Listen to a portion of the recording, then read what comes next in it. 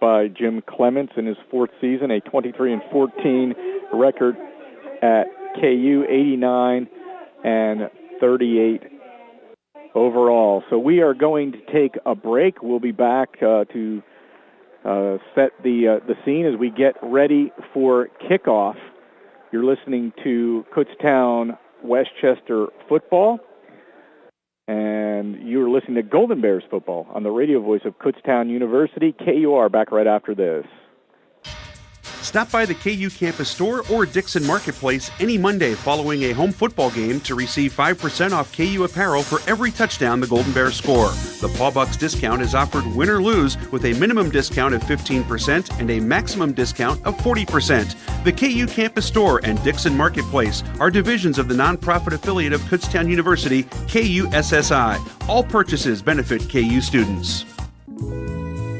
Hilton Garden Inn Allentown West features everything you need for a successful trip to the Kutztown area. Located just 20 minutes from campus near Fogelsville, the Hilton Garden Inn Allentown West offers a complimentary shuttle for corporate travelers, friendly service, and complimentary high-speed wired and wireless internet access to make your trip to Allentown successful, whatever the reason for your visit. Meeting rooms, leisure facilities, and a delicious cook-to-order breakfast make the Hilton Garden Inn Allentown West the natural choice. For reservations and information, call 610-398-6686 or visit HiltonGardenIn3.hilton.com.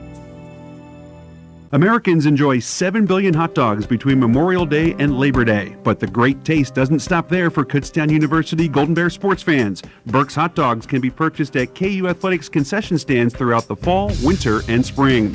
In addition to Frank's, Burke's offers a large selection of delicious Burke's branded hams, ring bologna, sausage, bacon, and deli meats, including ham, roast beef, and turkey breast. The Burke's brand is built on a long-standing tradition of providing excellent product quality and superior customer service. So the next time you're at the store or at KU for a game, choose Burke's, the official hot dog of KU Athletics.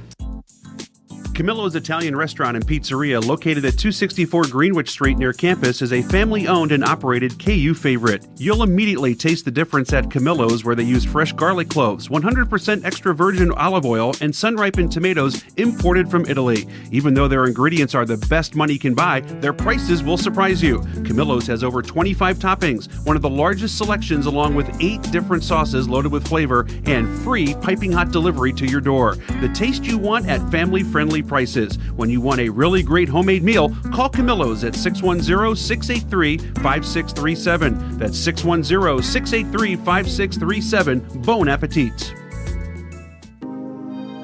In 1923, David Javich opened a two-man butcher shop called the Carlisle Meat Market. The mission of Giant Supermarket remains the same today as it did on opening day: offer the best products at the fairest price. With more than 200 stores, Giant has grown to become one of the largest grocers in the region. Giant's commitment starts and ends with you, the customers. For over 90 years, Giant has worked to provide you with unmatched selection, quality, and value every time you visit one of our stores. Golden Bear fans, be sure to visit Giant's new 50,000 square foot store, open 24 hours daily, just a half-mile west of campus on Kutztown Road. Giant. Quality, selection, and savings. Back at Farrell Stadium in Westchester, Matt Santos and Greg Bamberger a few minutes away from kickoff. Two teams that are sporting 3-1 overall records, 1-0 in the PSACEs. Westchester picked to finish first. Kutztown picked to finish second in the preseason poll. And the Golden Bears, of course, defending PSACEs champions as they get ready for the coin toss. We'll go over officials. The referee is Richard Martin. The umpire is Mike Perro. The linesman is Nick Froslier. The line judge, John Tellier. The field judge, Jonathan Grande. The side judge, Andrew Holtz. And the back judge is Jose Flores. Artificial turf here at Farrell Stadium. And a overcast day, as we said, a bit windy. The temperature in the 50s. A nice crowd filing in, especially on the home side. Kutztown traveling fairly well today. Maybe 100 or so fans so far on the visiting side. Yeah, not bad. Not bad. Hopefully more. Looks like a few more filtering in over there, Matt. But yeah, definitely had a very nice crowd for Westchester. They're honoring, got some special guests out there at the coin toss. KU captains today, I believe Ronnie Tomasetti, Craig Reynolds, Tajir Jefferson, and Matt Sella as the coach always picks one special captain of the week. So Matt is has that honor this week. Officials are in the process of getting the coin toss done.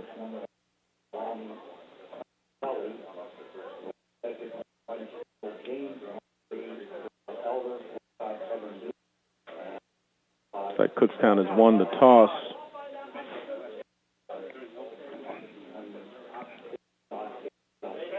Deferred, so Kutztown will have the choice in the second half. So all intents and purposes, I'm sure that we will be on defense to start.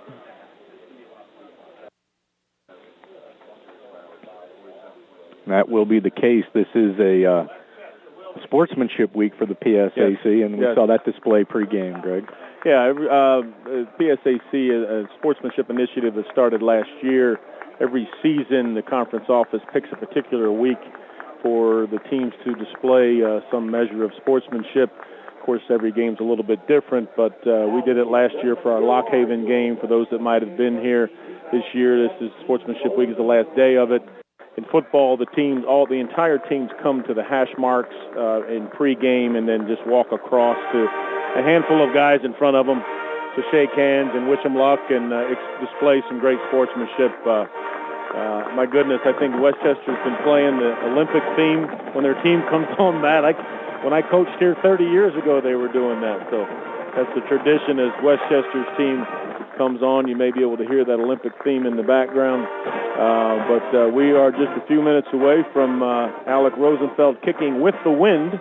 Actually, as I look up there now, the flag has stopped, so maybe that won't be as much a factor as we think. But hopefully once we get lined up to kick off, Alec will be able to pin Westchester deep, and let's see what KU's defense can do to stop this high-powered Westchester offense to start the game. So we still got a few minutes to go yet. The forecast is 64 degrees with more clouds than sun, and as we said, the wind was a factor in warm-ups, but it looks like it has died down at the moment, so we'll have to keep an eye on that. It's still pretty strong on the team flags that are kind of next to us here in the press box, but as you look at it, the American flag at the, I'm going to guess this is the south end. I'm not sure of the direction of the field, but the end zone to our right is where the American flag is by the scoreboard. That is standing dead still, so we'll just see. It's going to probably be swirling most of the day, so at some point I'm sure it's going to be a factor, especially in the kicking game. Westchester about an hour and 15 minutes by car south of KU on the outskirts of Philadelphia. And Westchester has the largest enrollment, I believe, now in the state system of higher education, listed at 16,801, which is pretty much twice the size of KU. Twice the size of most of the schools. Sure. I know, most of the average, I don't know what it is, but obviously Westchester with 16,000 plus students. IUP, I know, still boasts a very large enrollment. And a lot of us, when I say us, ourselves, Shippensburg, Bloomsburg, schools like that, are all in that 7,000 to 9,000 student range. And Westchester, their geographic location, I think, definitely supports the fact that they do have quite a large enrollment and so close to Philadelphia and in a high population area here down in southeast PA. Well, Jarrell Elder is deep for Westchester, along with Mark Dukes. Alec Rosenfeld will boot it away toward the south end zone. So Westchester in the first quarter will be moving from our right to our left. And into the wind, as if it does pick up, and it looks like it is picking up again. Talking about the wind, the ball just fell off the tee a couple minutes ago, and Alec had to reset it. This one goes back into the end zone. Dukes thinks about it, then brings it out up over the 10, 15, cuts in at the 20, and he's brought down at about the 23-yard line. The Golden Rams will have the purple and gold today. The purple jerseys with the gold pants, the white numerals, the purple helmets with the traditional ram horn in gold on the helmet. Kutztown wearing the white jerseys with the Vegas gold pants and helmets, and the bear insignia, the maroon numerals. Nice stop there by by Nick Isabella on the open field one-on-one tackle on the kickoff return. Paul Dooley with a wing to the near side, play action. He's back, being pressured, throws deep over the middle and completes it. Well, is it going to be a completion at the 40-yard line? The ball is loose. Now they're calling it incomplete. And I'll tell you what, Greg, that was a close one there, as it looked like it was caught initially. Well, and I think that the back judge, the one official, did not signal right away. So your immediate reaction is, okay, he's trying to evaluate, was it a catch, was it not? And the KU defensive backs kind of stood around where they should have jumped on it, assuming it was a fumble, a catch and a fumble. Westchester wide receiver did jump on it, but by that point the back judge had ruled it as incomplete, thankfully, because it would have been, Westchester, I believe, would have got on it if it would have been ruled a fumble. 2nd and 10 from the 24. The intended receiver there was Rasheem James. And here is a turnover. Kutztown gets the ball. Yeah, great pressure by Jalen Nieves and, Jake Perry, is it? No, it wasn't Jalen. It's Jalen Nieves, I'm sorry, and Zamir McDowell. I'm sorry. Zamir didn't play the first few games, so I haven't been used to calling his name. But 94, number 9, Jalen, great pressure on the quarterback, and he underthrew it a little bit, and we got an interception by Tajir Jefferson. I believe that's the second one of the year, if I'm not mistaken. So it'll be Kutztown ball, 1st and 10 at the 41, 14:35 to go. Yeah, look at it. Came out in huge splits. Look at our offensive line. They're like 4 or 5 people spots apart from each other. And DeGalvo's going to carry it on the quarterback draw. Left side, he has room and more, 30, 25, 20, and he is knocked out of bounds after a 20-plus yard gain. And I'll tell you what, the coaches before the game, Greg, said we're going to see some different formations today, and we saw one right out of the gate. You just did. It's similar to what you see sometimes when you punt the ball. You see some huge splits by your linemen. Right there, our linemen were 5 to 6 feet apart from each other. Obviously, they saw something on film that gave us some advantage, and Colin just ripped off about a 22-yard run to start the game. 1st and 10 at the 19 of Westchester. 14:03 just underway here. Westchester and Kutztown from Farrell Stadium. Wing to the far side, working from the far hash. Reynolds is the sole setback. Play action. DeGalbo rolls right, throws back the other way. Man wide open. Oh, it is incomplete. Just past the outstretched hands of the intended receiver, number 42 for the Golden Bears, Jake Pilkerton. I'm trying to find that, too. That's not in our 2 deep. Yes, Jake Pilkerton is a reserve tight end, sophomore out of La Plata, Maryland. Was nobody within 15 yards of him, and it was just overthrown. So obviously these are some things that Coach Mangus and the offensive staff have come up with. They knew they can get him into certain situations. Obviously that was one. The flag on the play. I just noticed that. I did not see the call. It must have been, I'm assuming it was roughing the passer based on where the flag was thrown, Matt. I'm sorry I didn't catch that. But it puts us in a 1st and goal situation. Yeah, inside the 10. Yep. There's another interesting formation. Not sure. 1st and goal at the 10. And there are 2 men in the backfield to the right of DeGalbo, including Connor Sullivan. Now they send Lee in motion.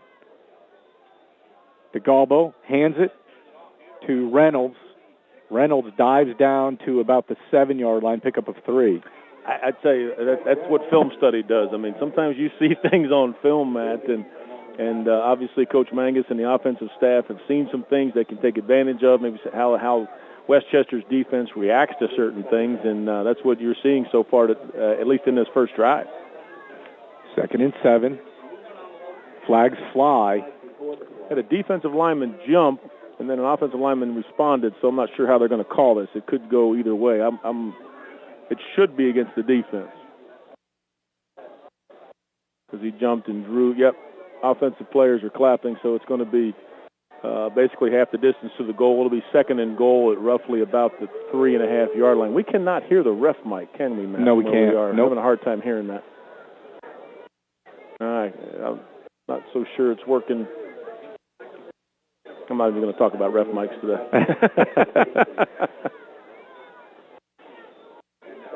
So it's going to be 2nd and goal at the 3 after the penalty. So we'll have to pay attention to the referee calls if we're not going to be able to hear that. Wing to the near side, Torres and Sullivan. As KU works from the far hash. Now we'll shift Reynolds to the left side. Hand off to Reynolds, and he dives into the pile. Really has nowhere to go. He may have lost a yard or two. Yeah, I think he may have lost about a half a yard back to about the 5-yard line. The scoreboard has it down at 3rd and 3. It should be 3rd and goal from the 5-yard line. Obviously, Westchester defensive line right now is clogging things up on the inside. Craig doesn't have a chance to really get free, but know that see what can get done on this 3rd and goal situation. Wing to the near side. Play action. DeGalbo firing right side for the corner. The intended receiver, Lee, is tripped up. It's incomplete. Yeah, a little overthrown. It would have been a tough catch for Josh. I would imagine we're coming out to try the field goal here. Yeah, here comes Alec Rosenfeld to line up for what will be eventually about a 22-yard field goal, it looks like. Field goal attempt, I should say. DeGalbo is the holder. Ball will be spotted at the 11-yard line. Kutztown trying to take the lead here. Get on the scoreboard first. There's the snap, the hold, the kick. It is low. It's a line drive, and it's good. Wow, yeah. It just snuck through. Yeah, I'm not sure. Alec is kind of shaking his head. I'm not sure. I didn't see whether the hold might have been off a little bit or if Alec just hit it wrong. Coach Mangus is having a conversation with Colin. I'm not sure what that's all about, but KU took advantage of the turnover. I'm sure Westchester's pleased to hold us just to a field goal attempt, and a successful field goal. That's always a win for the defense. But good start for the Golden Bears. 12:18 to go. 3-0 Kutztown. You are listening to Golden Bears football on the radio voice of Kutztown University, KUR.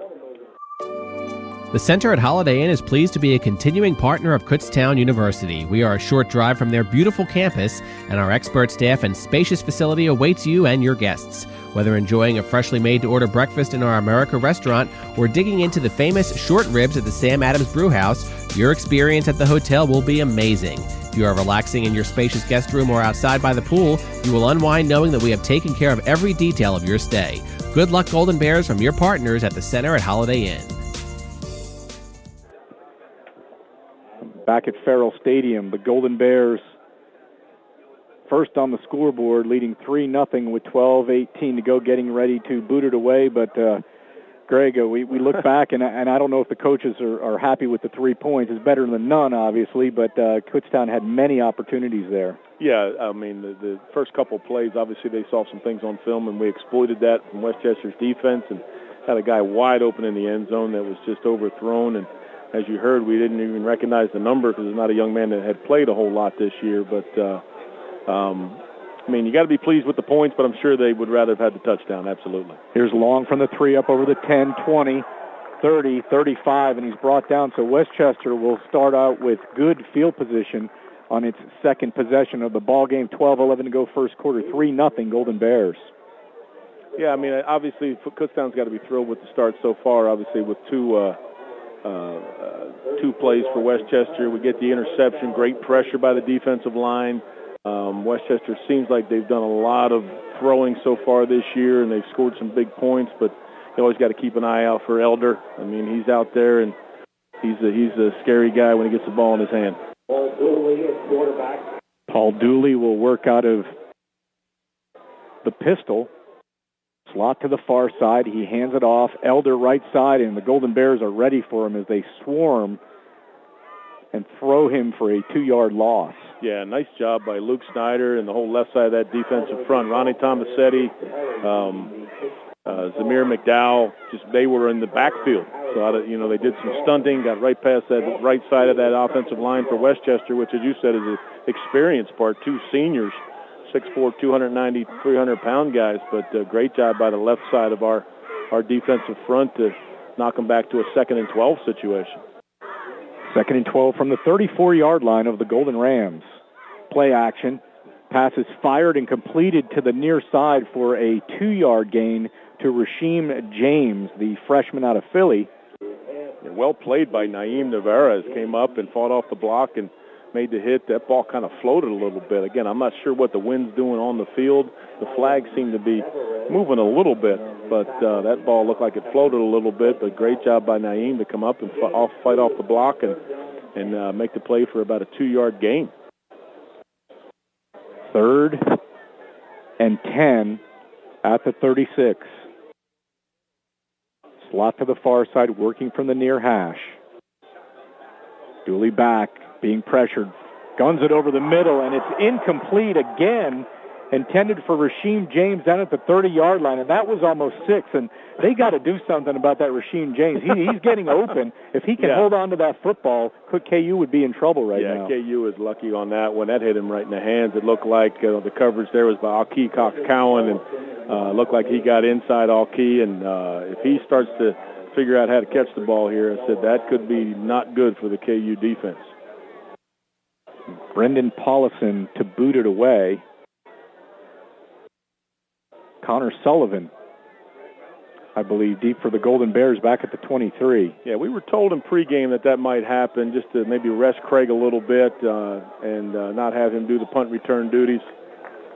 Because he has been a bit of a workhorse this year, Matt. He has. I know it's only been 4 games. It's only been 4 games. Sure. The season's only a third of the way over, but a guy that carries the ball as much as Craig does, once in a while gives somebody else a chance to punt return. So we were told that Connor Sullivan may get a couple of those opportunities, which he did, and he let the ball drop, and now the Kutztown's got a second drive of the game starting at our own 19, it looks like. And the ball rolls and is down as it stops at the 19-yard line of the Golden Bears. 1st and 10, 10:34 to go. First quarter, 3-0. Kutztown from Farrell Stadium. Slot to the far side, now motion. DeGalbo works out of the shotgun. He hands it underneath and into the pile to the 20-yard line for a gain of 1. Goes Craig Reynolds. Yeah, Josh Ganzelli did a nice job out fighting off the block for Westchester and stopping us for a 0-yard gain there. A lot of experience on this Westchester defense. And I mean, they've got a handful of seniors and juniors. This is an experienced team that KU is fighting today. 2nd and 9 from the 22. Receivers split to either side. DeGalbo out of the shotgun. He drops, being pressured. He is sacked back at the 17-yard line, and I'll tell you what, they were all over him, purple jerseys everywhere. Yeah, Kevin Dugan was the one that came in and made the first hit from his linebacker spot. Senior linebacker, again, is one of those experienced players that Westchester has that came up and made the big play. I'm sure they weren't happy with how things started, so they're gonna turn it up a notch here, Matt, which they've done so far. 3rd and 12 from the 17. Wing to the far side, back split. One staggered to the near side on either side of DeGalbo. Play action, being pressured, and he's hit. And his arm goes forward. The ball comes loose. I believe it will be an incomplete pass. That's what they're calling. Yeah, the referee's calling it incomplete, but it looks like that ball did come out as his arm was moving forward. So thankfully we don't have instant replay at Division II, because that's one of those that even if the ball did go forward, if it was out of his hand, it could have been ruled a fumble, and Westchester did have a clear recovery. So not a great second drive for KU. Went backwards, total of like 2 yards. But with the wind, Dean Krissick hopefully can get that field position back for us. Jeray Elder is deep. Krissick at his own goal line, and he gets off a boomer. Wow. It is all the way back to the 22-yard line. And here is Elder. Juked several tacklers. He's up to the 35, and he's finally brought down. So that ball in the air traveled almost 80 yards, Greg. Yeah, he boomed that thing. I tell you what, we've seen a few of those so far this year, and that's a great weapon to have, especially when you're punting, and we snapped it from our own 17-yard line from the snap. But be able to get that field position back and is a great weapon to have. The punt game is really one of those parts of the game that people – you have a great punter and good punt coverage, that's a great way to control a game if you can. 1st and 10 at the 36. And I don't know if that was a direct snap, but something went awry. It wasn't a snap at all, Matt. The center never snapped. So that was everybody moved except the center. So I'm not sure if the referee, what's going on. They were trying to quick snap. Why was it not a penalty? I'm not sure. Didn't see flags. Everybody moved except the snap. Maybe the clock wasn't set yet. If they didn't start the play clock, then I think Westchester was trying to quick snap maybe and did it before the 25 started.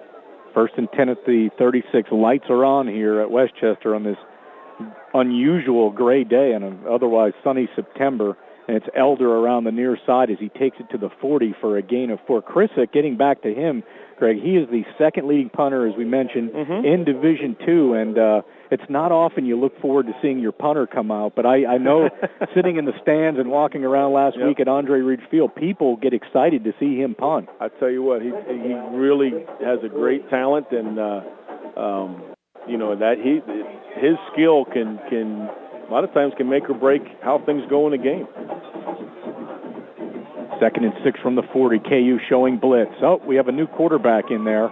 And here is a direct snap left side. I'm not sure if that's A.J. Long, who is listed as a quarterback, and he carried it himself for a 1st down and more past midfield. Yeah, as we said in the pregame, Matt, they've done what they've done so far in these first 4 games in a 2-quarterback setup, and obviously we're seeing that second quarterback right now. It looks like that A.J. may be a little bit more of a runner than Paul Dooley is, but he definitely showed it on that one with a nice gain for their 1st down.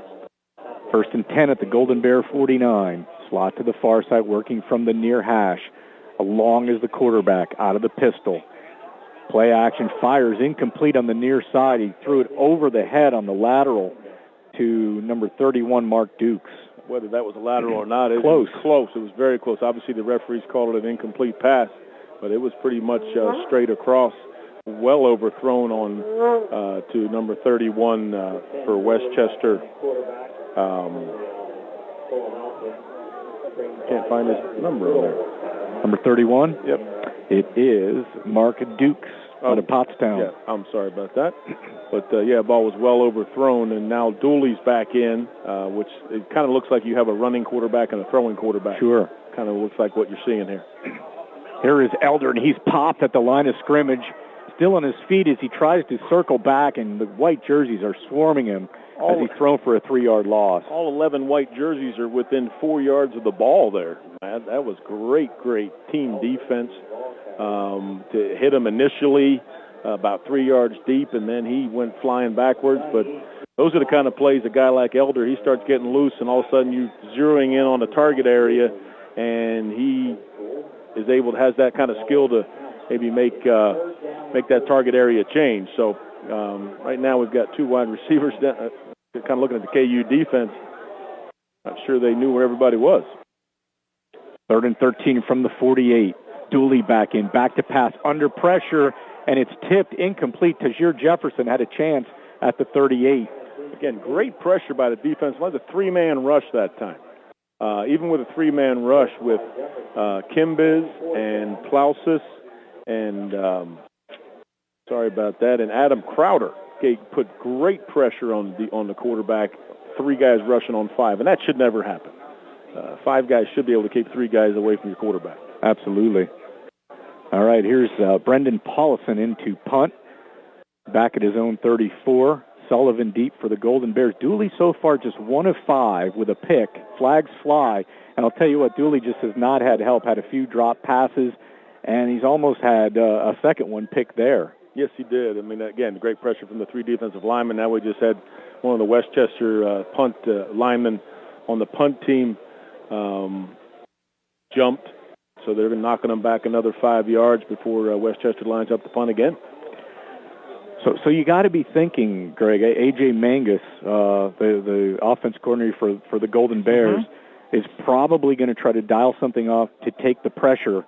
Oh, here's nice pressure by the Golden Bears. I think this was partially blocked as it bounces at the 49-yard line, and the Golden Bears brought the house. They brought about 5 guys. I don't know if I'd call that the house, but they got great pressure with a little, just like the defensive line so far, Matt. They didn't bring a lot, but they obviously found creases to get in there. That was about an 8-yard punt which drives me back to the game I was watching on TV last night. If anybody saw it, I don't know if you saw the Miami-Duke game, and the Miami punter had a negative 1-yard punt. Now, I know being the history of KU football, we've seen a few of those in the past. We won't see that, hopefully, out of Dean Krissick. But great opportunity for KU to take the ball over basically at midfield. First and 10 at its own 49. Play action. DeGalbo looking for the screen pass and a diving catch, but it's actually going to lose a yard to Abdul Hassan Neblet. Yeah, that's one of those. If you can think about it as the ball's in the air, realizing that you're behind the stake, that you go ahead and let it drop, it's a 2-yard loss, and obviously you don't ever want to lose any yards. But again, great pressure by that defensive front from Westchester. You know, we kind of talked early in the game about this could have been a shootout, high-scoring shootout. Right now, it looks like a defensive battle at this point early in the game. Well, the play-by-play is saying an 8-yard punt, so if it was partially blocked, I'm not seeing that, Greg. He just must have stressed out under pressure. Here's another handoff that's going to go nowhere. Yeah, I don't know that it was blocked. I didn't see a referee signal. Usually they will signal that there was some kind of tip. I did not see that. I think he just had the pressure, and he kind of just yanked it, hit it off the side of his foot. But again, you're seeing great defensive play by both defenses right now. Defensive front for Westchester is really pretty stalwart so far, and KU's done the same thing. So after Neblet was shut down on second down, it's 3rd and 12 from the KU 47. 4-receiver set, trips to the far side as DeGalbo and his troops work from the near hash. 5:11 to go in the first quarter. 3-0 KU. Pressure. DeGalbo step back. He fires, and it's incomplete. It looked like he was trying to hit number 21, Nate Harka, but I think he felt the pressure there, and 3 and out for the Golden Bears. Another missed opportunity, Greg. Yeah, I mean, again, you took the ball over at midfield after an 8-yard punt by Westchester. You would like to at least get it down into some kind of opportunity to kick a field goal, especially as I look at the flag. We've got the wind at our back again. And that, as I said, can be a factor, and maybe that has to do with why some of these balls are sailing a little bit for both quarterbacks, for Dooley and for DeGalbo. Krissick again, an end-over-end punt this time that's going to take a bounce, and it is going to, was KU able to save it before it went into the purple? I think it's a touchback. It is a touchback. The side judge has it called. I really couldn't tell, and honestly, I'm trying to rehash the rules. The rules in college football and what you can do to keep a ball out of the end zone and the pro football are different, but obviously he was not able to touch that ball before it crossed the goal line, so it will be a 1st and 10 for Westchester on the 20-yard line. Well, we've had a total, Greg, of 31 yards in this game. Westchester 10 plays for 12 yards, Kutztown 10 for 19. As I said, I mean, we kind of go into this with one team scoring well over 40 points a game, the other one scoring 38 points a game, and you've got two defenses that maybe says, you know what, this is about us today. It's not going to be about the offense. What we're seeing so far. Sure, 1st and 10 from the 20. Elder on the handoff, and he is met by that defensive front of the Golden Bears. It looked like the last one to bring him down was Chris Kimbiz. He was helped there. Yeah, Jake Perry came up and made the initial hit. Nice job from his safety position. Yeah, another great defensive play to start a drive. Loss of 1, 2nd and 11 from the 19. 4:24 and counting here in this first quarter. The Golden Bears with a 3-0 lead.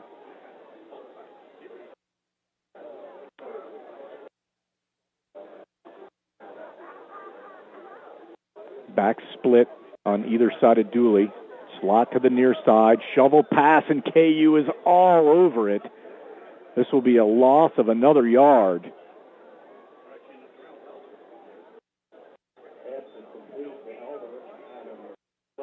Who thought we'd come down here and watch a defensive battle? So far, that's absolutely. not what everybody was thinking. But like I said, these two teams have all been offense the first 4 weeks of the season, scoring plenty of points, and now we've got two defenses just getting it done. So 3rd and 11 at the 19.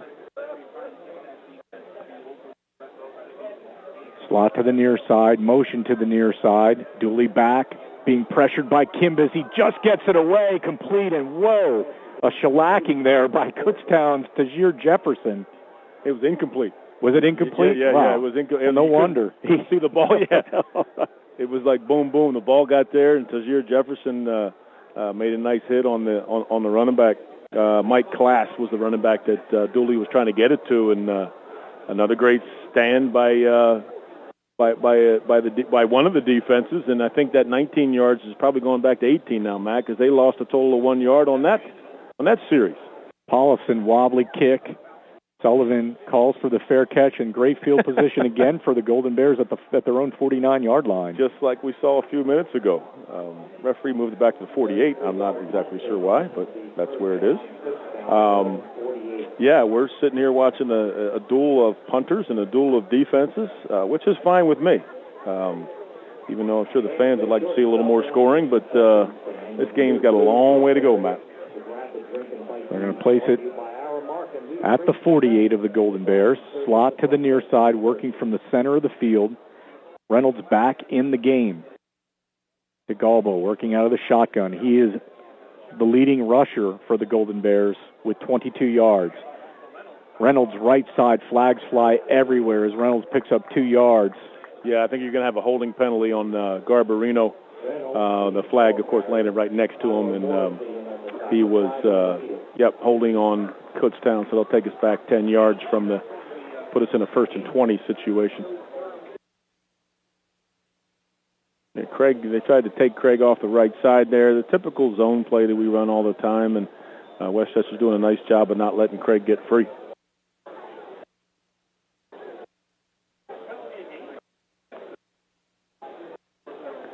Oh, just overhearing some of the talk in the press box, they mentioned penalties.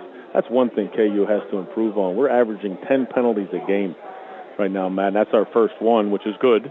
But that's one thing I know that Coach Clements has not been happy about this year. 3 for 18 for Westchester, 1 for 10 for KU. Play action, a throwback to Reynolds. Reynolds at the 40, 45, 50, 45, 40, 35, 30. And that misdirection play really worked as DeGalbo rolled right and threw back. And that they try so hard to get Reynolds out there in a position where he is by himself. And he wasn't by himself there, Greg. He ran through several defenders. Yes, he did.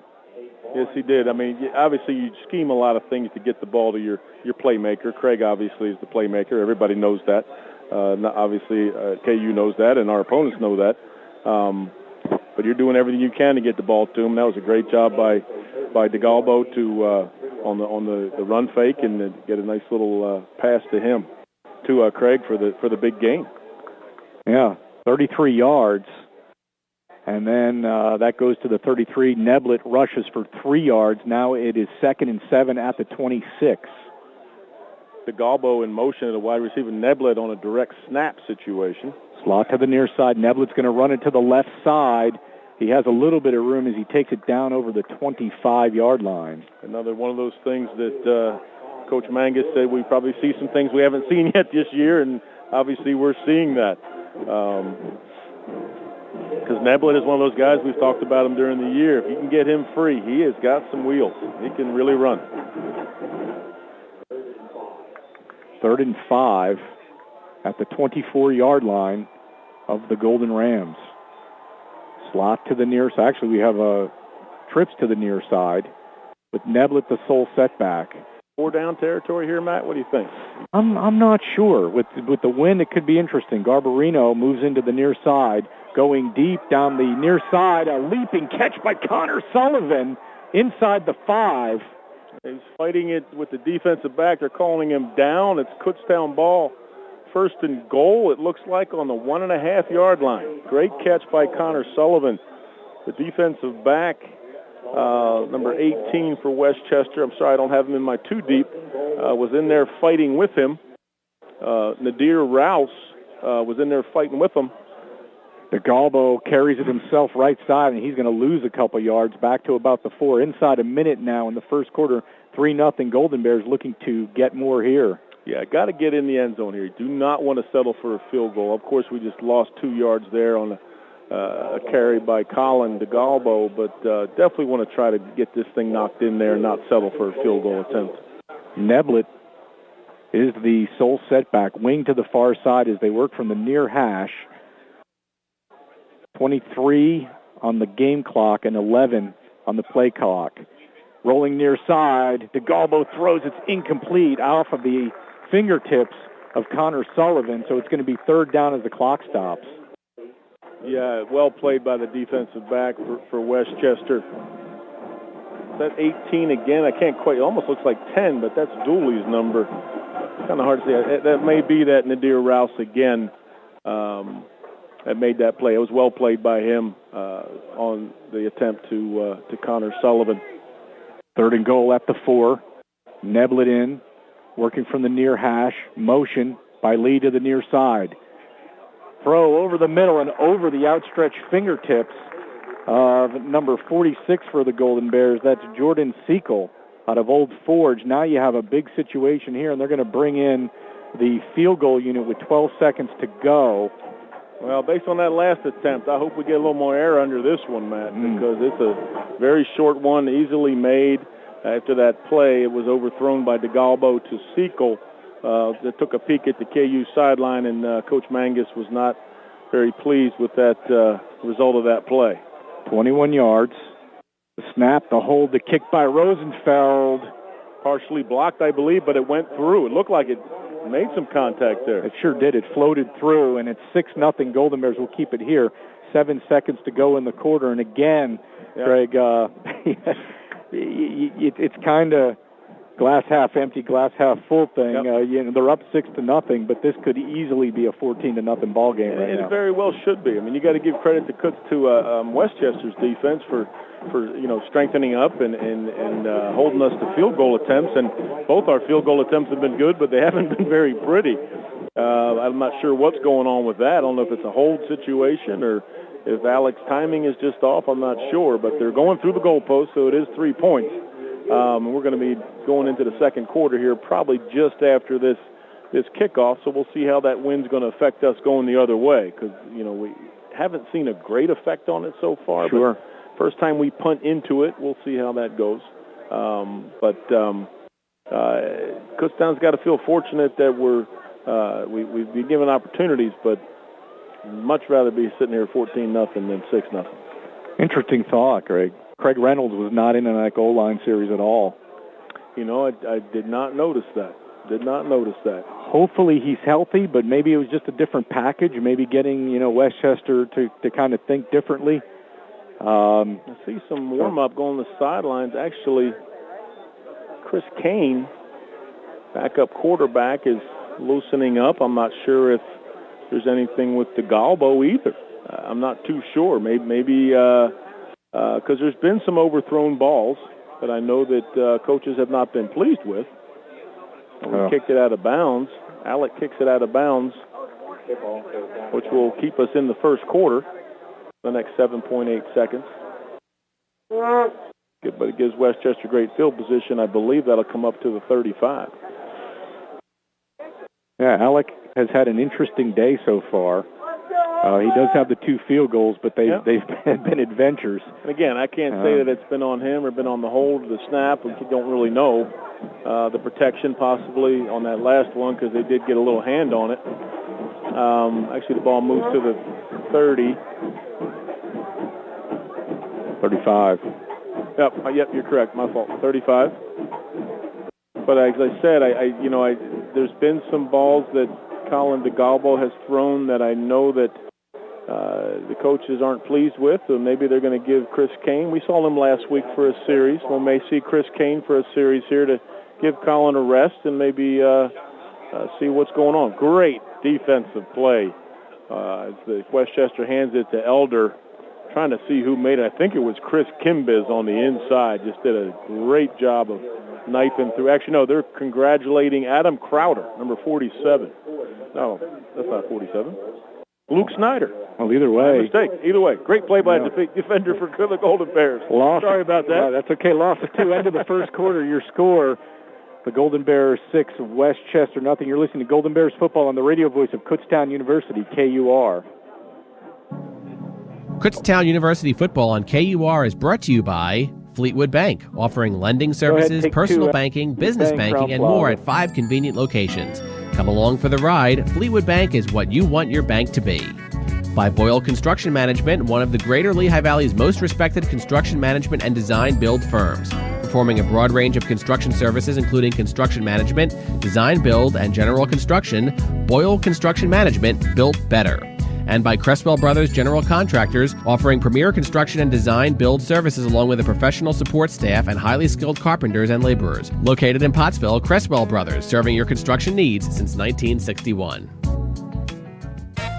After a long day, the Crowne Plaza Reading Hotel is the place to rest and relax. Located on Paper Mill Road in Wyomissing, the Crowne Plaza offers an indoor pool, a fitness center, prime steak and wine, Good Night's Lounge, the Crowne Plaza Sleep Advantage program, and the largest meeting space in the Reading area. Positioned near many cultural, historic, and fun attractions, and just a short drive from Kutztown University, the Crowne Plaza's friendly staff and excellent amenities are sure to make your trip more memorable. The Crowne Plaza offers a Kutztown University Friends and Family rate. For more information, you can call the Crowne Plaza of Reading at 610-376-3811 or visit the Crowne Plaza on the web at www.crowneplazareading.com. The Crowne Plaza Reading. Work, connect, succeed.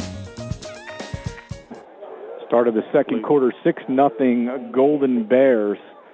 It's an incomplete pass on that first play there, Matt. I think the coaches for Kutztown had to point it out to the official, and the officials agreed that he was out of bounds when he caught the ball. Intended for Rasheem James. Yes. Yeah, I would keep trying to throw it to him because he's been getting free. He sure has. 3rd and 12 from the 33. 6-0 Kutztown. Just starting the second quarter. Dooley back. Dooley looking near side. A leaping grab in Kutztown territory at the 47-yard line by Tyler Karpinski, the senior out of Lancaster. Yeah, nice throw by Dooley. Another good pressure again by the defensive front from Kutztown. And obviously that's the first time we've heard a big cheer out of the Westchester crowd, which they have a very nice crowd here today for this game. But that's the first big play Westchester's been able to make offensively. 1st and 10 at the 46-yard line of the Golden Bears. Dooley back. Dooley fires. He completes it at the 40-yard line. And being pushed out of bounds is number 5. That's Marcus Sidner. Yeah, pushed out of bounds by Aki Cox-Cowan, but they did give him about almost a 9.5-yard gain, so they're in a very short-yarded situation. Obviously, from a Westchester standpoint, with the pressure we've been able to get on them defensively, they just got to work on things where they can get the ball out quickly, and that's what they've done these first two plays. We've got to try to cover those guys up and try to get more pressure on Dooley. 2nd and 1 at the 36. Handoff. Elder near side, and he is brought down from behind. That was Zamir McDowell who tracked him down. Great play. Actually, I think we had a slant on because it looked like the entire defense slanted in this direction. They may have had an idea based on that formation, that Westchester liked to run into the boundary, and a good defensive call by the defense coordinator, who also happens to be our head coach, Jim Clements, and great job knocking them back for about a 2-yard loss. 3rd and 3. The ball at the 39-yard line of the Golden Bears. Westchester moving from left to right here in the second quarter toward the south end zone.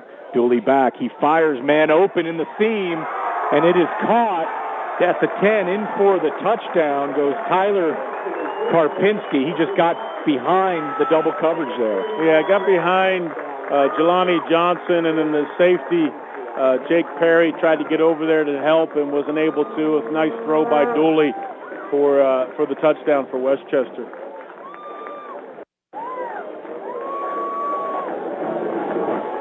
Woke up this crowd, unfortunately, I'll have to say. Yeah. But it did wake up the Westchester home crowd, which is filling the stadium pretty well here. Great crowd by Kutztown. So you look over there, Matt, there's probably about 300 people over there. Sure. Great support for Kutztown. Lumbert Sios puts it up and through, giving Westchester its first lead of the day. 13:06 to go in the first half. Your score is Westchester 7, Kutztown 6. You're listening to Golden Bears football on the radio voice of Kutztown University, KUR.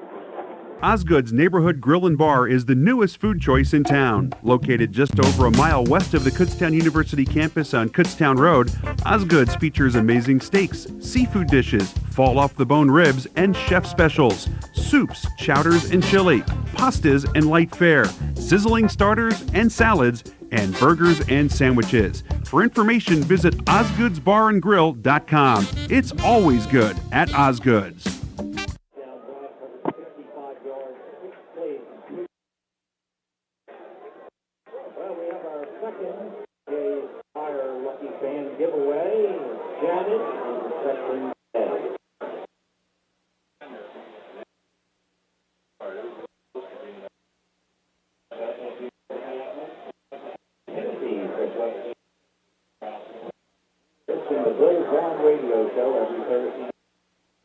.13:06 to go here in the first half. Westchester on the board on a long touchdown pass from Paul Dooley to Tyler Karpinski.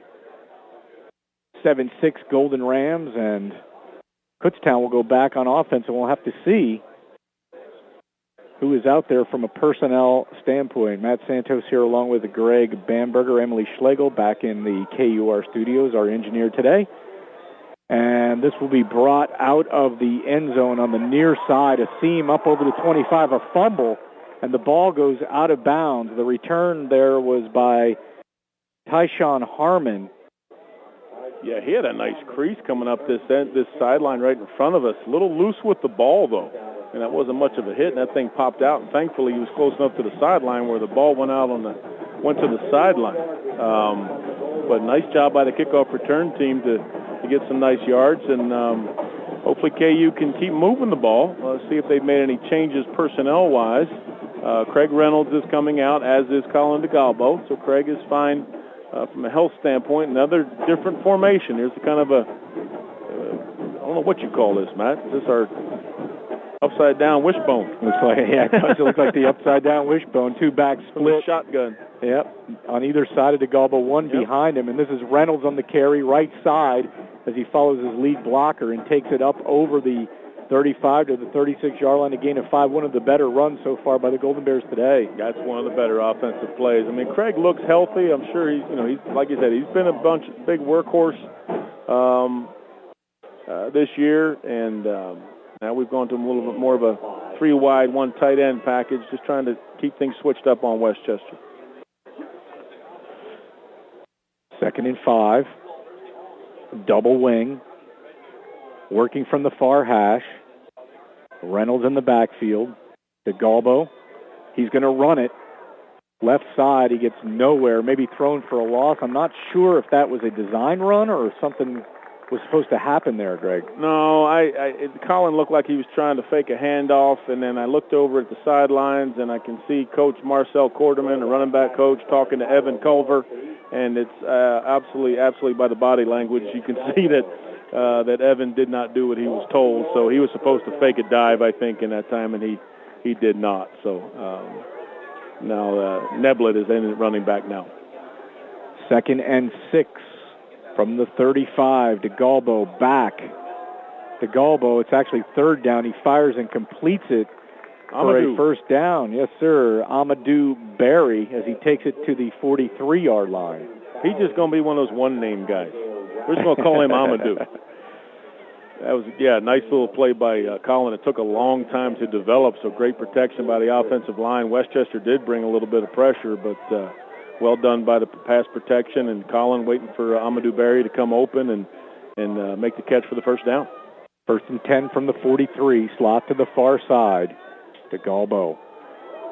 Flag flies as Neblett carries right side. He's going to get a good gain. Another flag. First down to the 45, but this one is either going to come back or be negated, I think, Greg, unless they're both against Westchester. Well, I think the way the flag was thrown, it's either an illegal formation or offsides on the defense because it was thrown, but they didn't stop the play. Let's see what the referee has to say. Illegal formation, it looks like, on us.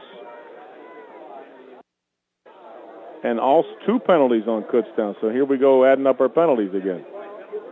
Looks like they're going to decline the illegal formation. It looks like we had a high-low block from that call. at the point of attack. So somebody was in contact with somebody high, and then somebody went down and hit them below the waist. But we also had what had to be an illegal formation because nobody jumped, so they didn't stop the play. Sure, we had, and someone's down for Kutztown. Is that Neblet? I think that's a Golden Ram, isn't it? No, it's a white jersey. Is it? Okay. Yeah, it's a white jersey. Kutztown training staff is working on him. I don't know if that's Neblet because you saw he tried to hurdle that tackler there at the end, and I don't see him in the huddle. I'm not going to say who it is right now until he gets up. He is getting up, which is good. Right now. Yep. Well, the Golden Bears on their longest road stretch of the year next week. KU is at Bloomsburg. Mm-hmm. That kickoff has been moved back to 2:30. Greg and I will be on the air at 2:15 next week from scenic northeast Pennsylvania, and this is not good as Neblet is being assisted off the field. Now looks like he's putting pressure on those legs, but be surprised I'm not if we see him sure. anytime soon back in the ball game. Lower body got dinged a little bit like he did. He did throw his body in there and try to hurdle some people. So he might have just that little bump on his lower body somewhere. Hopefully he gets a chance to get back out there. So now we're looking at a 1st and 25 for the Golden Bears back at their own 28. Double wing. DeGalbo with Reynolds in the backfield. Play action. Looking for a little screen, and it's incomplete. That was almost picked and taken the other way as Josh Lee was triple covered. Thankfully, it was incomplete.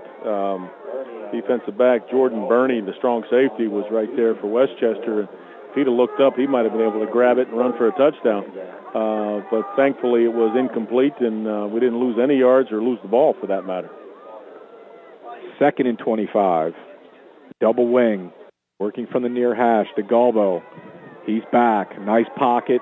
Now it collapses. He's going to run it with it, and he takes it to the 29 for a gain of 1, and they're in a 3rd and almost impossible situation here. Yeah, 3rd and 24, there's not a whole lot of plays you can call, Matt. You know, you can call some, and right now you just obviously want to get some positive yards, and this will be the first time, chances are we'll be lining up for a punt here in a second or two, and of course the wind has picked up. We'll see how our tremendous punter handles the wind in his face on this next one, if that's what happens. Maybe a draw play or a screen pass here, Greg, and just you try to play the field position game. This will be Reynolds, and Reynolds has nowhere to go. Yeah, that was a nice job by the defensive front from Westchester. We didn't do a great job of keeping him out of there. By the time Craig got the ball, there was at least 3 or 4 purple jerseys right there to meet him. So now we'll see Dean Krissick's first attempt into this wind, which unfortunately has picked up when you look at the flags behind us in the stadium, and then also the American flag at the south end. But what we've seen out of him so far this year, I'm sure he'll handle it very well. Jeray Elder deep. Krissick back at his 15. Good pressure as he gets it away. Elder from the 31. Elder dives up across the 40 to the 42, and Westchester will go back to work. 7-6 Golden Rams. 9:15 to go in the first half, and so far, Greg, you're going to right now look back at what we've seen so far and talk about missed opportunities for the Golden Bears. That's been the biggest thing. I mean, right now you'd like to see that scoreboard say 14-7, but it doesn't. But that doesn't mean that we've got to keep back to what we were doing. I mean, they were moving the ball down the field and taking advantage of some opportunities to move it, just not finishing drives. Got to keep away from the penalties, which we had a little bit there on that last drive. 1st and 10 at the 42. Play action. Dooley back. Fires over the middle. And a diving attempt is incomplete. Well, now they're calling it complete. So the official first called it incomplete. Marcus Sidner on the catch. Yeah, that was a nice catch by him. Nice throw by Dooley. Looked like he was decently covered, and that ball, he just dove down and pulled it in. I think the back judge was not sure. Looked like he was going to signal an incomplete start, but then he decided it was a complete. 1st and 10 down at the KU 26-yard line, and it looks like A.J. Long will check in at quarterback for the Rams. Slot to the far side, and backs are split. And Long is going to take a timeout. That will allow us to take a timeout as well. Let's see. Timeout. He called a timeout because the Westchester coaches are looking at we're complaining about the shot clock, the play clock. That maybe it wasn't reset properly. Obviously, that's the official's responsibility to do that. I did not notice whether it was or not. It should have been reset to 40 seconds, but there's no way that 40 seconds. The game clock, I looked up and the game clock was running. Let's take a break, Greg. We've got 8:44 to go in the first half. It is 7-6 Westchester. You're listening to Golden Bears football on the radio voice of Kutztown University, KUR. The Inn at Reading Hotel and Conference Center, with 170 oversized guest rooms and banquet rooms for group sizes up to 750, the Inn at Reading Hotel and Conference Center can accommodate your restful stay or festive party. For information, visit inatreading.com. The Fairfield Inn and Suites by Marriott, located conveniently in Wyomissing, Pennsylvania, a great place to stay for all your local overnight needs. And by the Homewood Suites by Hilton in Reading. Enjoy a restful stay in a brand new 1 or 2 bedroom suite with a separate living and dining area plus a fully equipped kitchen located in the heart of Pennsylvania Dutch country. Homewood Suites by Hilton Reading, you're always welcome home. Back at Farrell Stadium, 8:44 to go in the second quarter, 7-6 Westchester. The Golden Rams with a 1st and 10 at the Golden Bear 26-yard line. Back split on either side of A.J. Long, slot to the far side.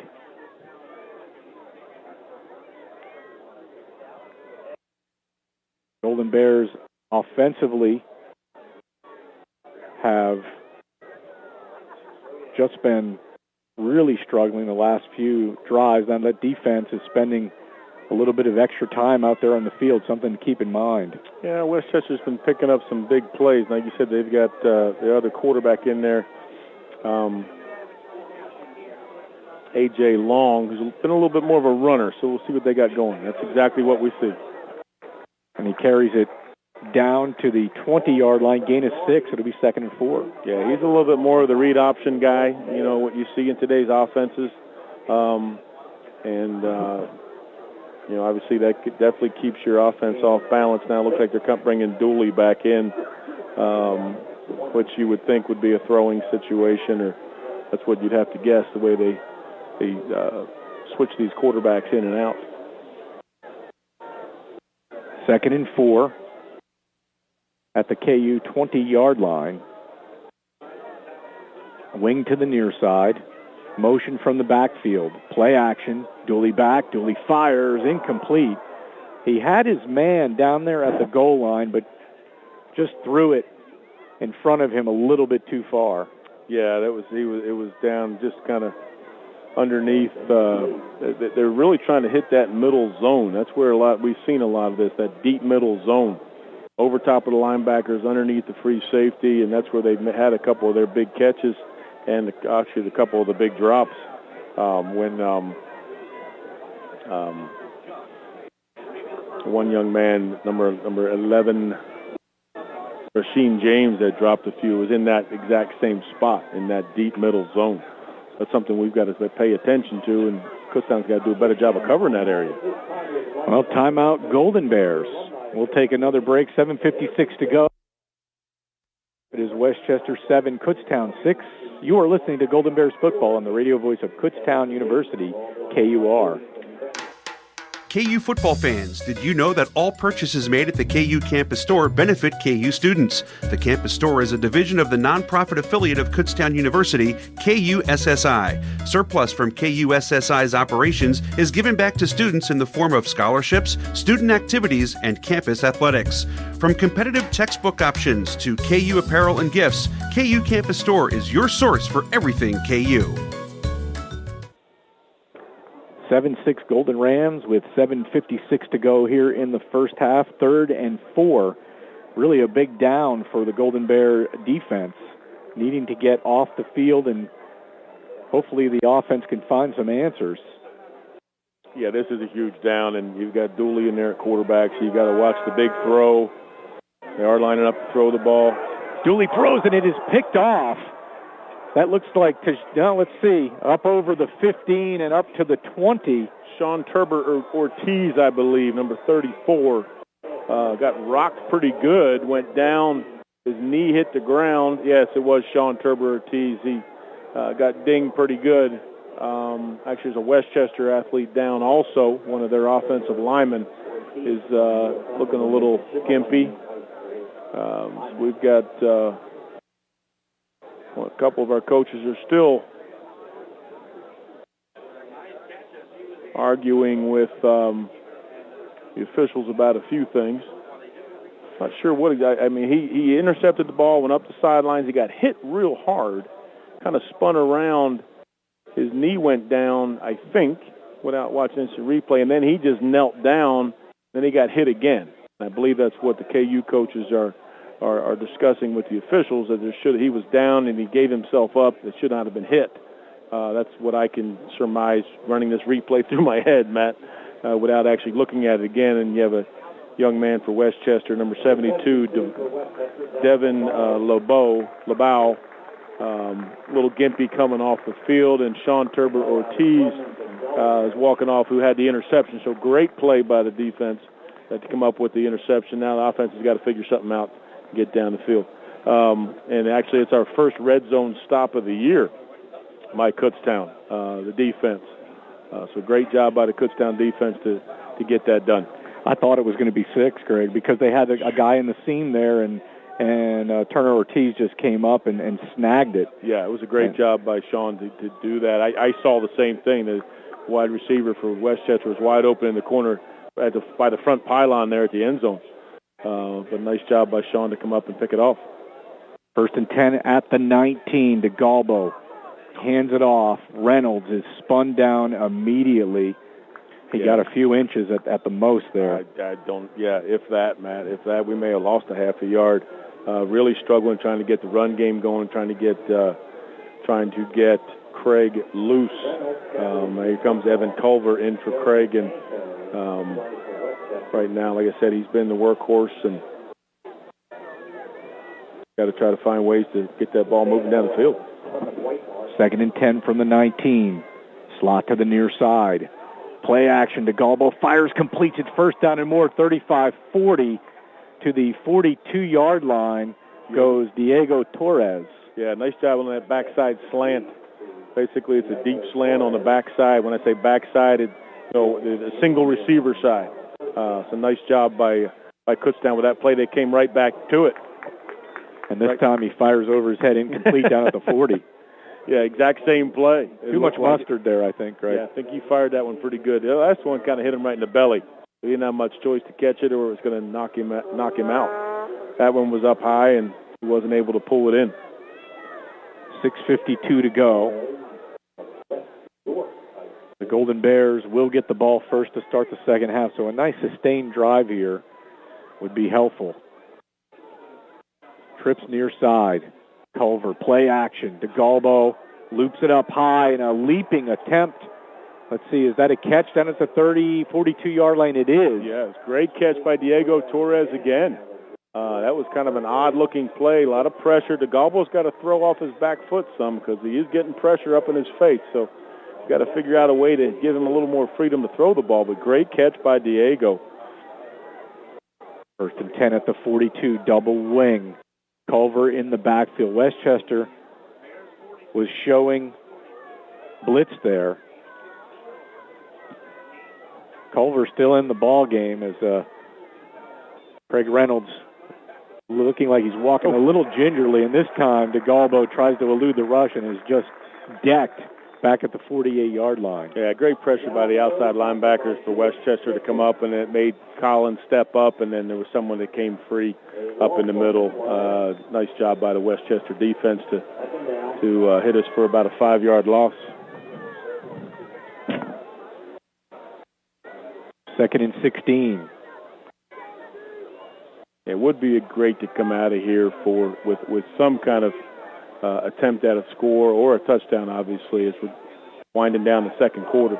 Play action, throw back to Culver near side. Culver midfield, 45-40. Culver spun down inside the 40-yard line, so it's going to give KU a very makeable third down situation, maybe two-down territory here. Yeah, that's that same play we saw earlier to Craig Reynolds. They ran it again to Evan Culver. Could you see Justin Tyndall out there, number 55, the left tackle, leading the charge down the sideline, just like we used to see Jordan Morgan do the same thing last year. But nice play, and it seems to be the one that we've had the most success with so far. 3rd and 2 at the 34. He's got his two receivers lined up almost as wing backs. Under center, DeGalbo. Timeout. I believe Coach Clemens called a timeout before we could snap that ball. I'm not sure what we were trying to do. It looked like we were trying to maybe draw Westchester off sides. Then we attempted a quarterback sneak, which at 3rd and 2 was probably not the best way to go. Then Coach Clemens came in and said, no, let's sit down and talk about this. This is a big down situation, and this probably is a 4-down territory situation here, Matt. 3rd and 2. Kicking into the wind, it would be if we don't gain the first down, you're looking at a 46, 47-yard field goal, maybe 47, 48. Be extremely difficult into this wind today. So, sure. I mean, you've got 2 downs. You like to think you can gain 2 yards in 2 downs. So I think that's what you plan for, and keep this drive going. Fans, just a reminder to stick around. At halftime, we'll have the KUSSI halftime report. Steve Degler will be talking with the head men's and women's tennis coach at Kutztown University, Sherry Buckland-Weber, and then he will be talking with the women's golf coach, Rob Fisher. Women's golf with a home match this weekend. Yeah, they're playing Sunday and Monday at Mazellum Springs Golf Course there in Fleetwood, right near Kutztown's campus. DeGalbo rolls right. It looks like he has room. He dives toward the stick. He has the first down to the 30, and that'll move the sticks. He didn't look like he was running real fast there, did he? No, no. Colin obviously is one that doesn't, gives up his body a lot, and looked like he was pulling a wagon a little bit, but he got the first down. That's all that matters. 1st and 10 at the 30, working from the far hash, wing to the near side. DeGalbo is back. He rolls. He's looking down the right side. Incomplete. Not sure who he was. There's a flag. Yeah, we're going to have a hold on offensive lineman for Kutztown. Looks like left guard Jason Williams was in the area that they threw the flag, and obviously half of the Westchester bench was yelling hold, so I'm sure that's what it was. Westchester fans, I should say. And again, another one of those penalties. Like I said, we've been extremely penalized this year. I think it's something I'm sure the coaches are very frustrated about. Aggressive penalties you can kind of handle, Matt. Sure. Holds and things like that, because you're being okay. I'm confused. It went the other way, did it, Craig? Yes, it did. Or did it go anywhere? I don't. First and 10 for Kutztown on the 30. I don't know. Well, 1st and 10 from the 30. They might have waved it off, Matt. I didn't notice. Play action to DeGalbo being pressured, and he throws. I think this is an incomplete pass. It is. Referee's calling it incomplete. But it's intentional grounding, isn't it, Greg? He never got out of the pocket, did he? Well, I don't know. His arm was hit. Okay. He was working his way outside the pocket. So it doesn't look like they're even discussing it as officials. The Coach Swan on the sidelines, the head coach for Westchester, I think, was asking for that to be evaluated, but nothing occurred. But way too much pressure for DeGalbo to be able to stand there and throw the ball. We've got to do a better job with protection. Quarterback draw on 2nd and 10. DeGalbo up to the 25 and dives down there, and will give KU a 3rd and about 5 with 4:05 to go. Still a lot of time left here in the quarter. Yeah, you want to burn as much as you can because Westchester's got that wind, and with some of the big pass plays they've hit, you don't want to give them a chance to take advantage of that. I think you're still in 2-down territory here, Matt, possibly. I'm not sure how, especially what we've seen out of the field goal attempts today. They've not been the best-looking things that we've seen, even though they've both gone through. Double wing working from the near hash. Culver in the backfield next to DeGalbo. As we said, Reynolds appears to be a little nicked up. DeGalbo back, pressure, fires over the middle, incomplete, off of the outstretched fingertips of Nate Harka down at the 5, and he probably should have had that one. Yeah, I would have to say so, Matt. It hit him right in the hands. Had a defender right on his back, but nice job by DeGalbo standing in there with some pressure in his face, and you see Westchester subbing in 5-6 defenders every play, so they're bringing fresh bodies in because chances are we're probably going to be throwing the ball, and now you got 4th and 5, and this is where you got to get the first down. Dial up your best 6-yard play, Greg. Absolutely. 4th and 5 from the 25. DeGalbo back. Good block by Culver, and he loops it up. It's going to be short of the first down, incomplete. He's trying to hit Connor Sullivan, and I think he dropped back a little too far and just tried to get rid of it off of his back foot there, Greg. Yeah, he was retreating because of the pressure. He's had a lot of pressure from Westchester's defense, and even if he would have caught it, if Sullivan would have caught it, it would have been short anyway. But that's one of those things that 3rd and 5, you make a nice throw across the middle. Harka wasn't able to pull that ball in. But now with 3:20 to go, you really want to be sure to keep this thing as a 1-point game here in the first half. So defense had a nice rest. They've had a chance to take a break, and hopefully they can come up and make a stop here, maybe give us another chance before the half ends. Well, they've created 2 turnovers so far. Here's Elder, who spins his way up over the 30, 36. Now, what I'm seeing here, Greg, is Westchester has 23 plays. Now, before that play, 23 for 114 yards. Kutztown, 34 plays, 146 yards. Moving the ball. Sure. And we've had the ball. I don't know what time of possession is. That was a nice long drive. We had it right there from a possession standpoint. But 16:50 to 9:50 in favor of KU. Yeah. Well, they don't give us points for holding on to the ball. We got to get across that line with the G on it down there. 2nd and 4. Here's Elder. He cuts back up over the 40, 45, 50 into KU territory down to the 44-yard line. First down and a ton. Yeah, they got him loose, which that's the thing you have to be fearful about with Elder. He's got some good wheels, and he's been doing it for a handful of years. And just to keep that clock running, too, they may just keep handing it off to him. 25 yards on that carry. 1st and 10 at the Golden Bear 44-yard line. The clock ticking at 2:17 to go here. In the first half, it is 7-6 in favor of the Golden Rams of Westchester. Dooley, play action. Dooley fires incomplete. A little bit too quick there. Yeah, way too quick. Ball was way down. Great pressure on the outside.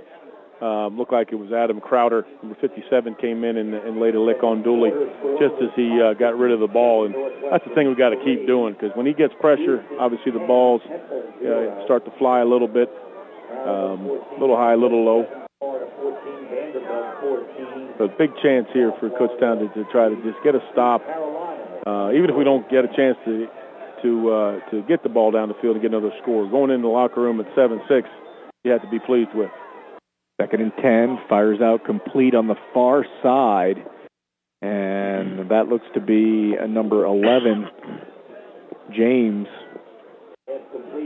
Yes, it was. Yes, it was. He thankfully he wasn't running down the middle of the field.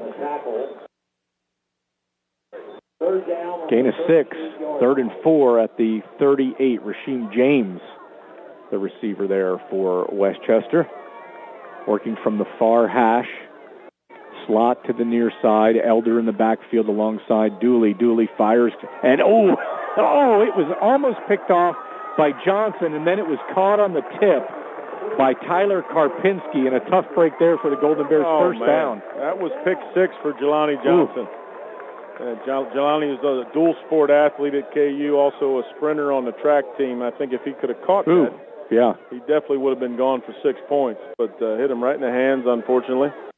He wasn't able to pull it in, but they got the lucky bounce, and first down for Westchester.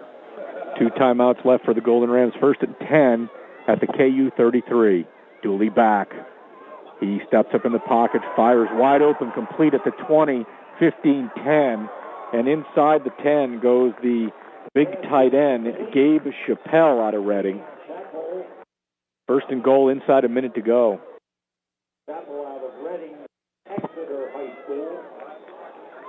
Exeter High School, they just announced. First and goal, both Rams on the 5. Where Gabe played his high school ball. Yeah, I mean, you got 56 seconds to go, as you said. Westchester still got 2 timeouts, so they have plenty of time to do what they want to try to do here. Again, in Kutztown, they can stiffen up and hold them at least to a field goal attempt. We've seen that a number of times out of the Kutztown defense. Not sure what the referees are discussing here. We're going to run into, was on Westchester, so now they're running over to Kutztown sideline. Play clock has not even moved. Maybe there's an issue with the clock where it's not working. Not that we've ever had that situation in Kutztown. Same kind of scoreboard as a University Field. It sure is. Andre Reed Stadium. First and goal at the 5. Kutztown needing a stop, or else you're going to get the Golden Rams going in with momentum. Yeah, definitely got to come down, at least hold them to a field goal attempt as a goal. They've got the running quarterback in there. A.J. Long, right side. A.J. Long. Oh, it's going to be very close. It's probably inches away from the purple. Yeah. Head linesman came in, did a nice job of marking that about, probably no more than about 4 inches short of the goal line. So looks like Westchester's calling a timeout. Use one of their remaining 2. With about 37 seconds to go. Still have the ball second and goal at the half-yard line. Worst case scenario here, Greg, KU's going to go in at the half down by 7 or 8 points. That's a one-score game, but you have to sit there and think, okay, sure, we should have 14 points on the board. We let some opportunities get away, so there's a lot of positives that happened in that first half. Second quarter wasn't as positive, but we had that nice big drive. Got it down to a 4th and 5 situation. Weren't able to come through with it, but that third down play got a wide open guy across the middle. We weren't, Nate wasn't able to pull it in. So there's a ton of positives that you are that you can pull from that first half. You haven't seen as much pressure from the defensive front from Kutztown on Dooley as we saw early in the game. So you want to try to figure out how to, because that worked well when we were able to get in his face. We were able to get him to overthrow and underthrow some balls. But so you got to figure out a way to keep doing a little bit of that. Second and goal inside the 1. Backs in the eye. Handoff to the up back. And it's a touchdown. That is Mike Klass out of Souderton.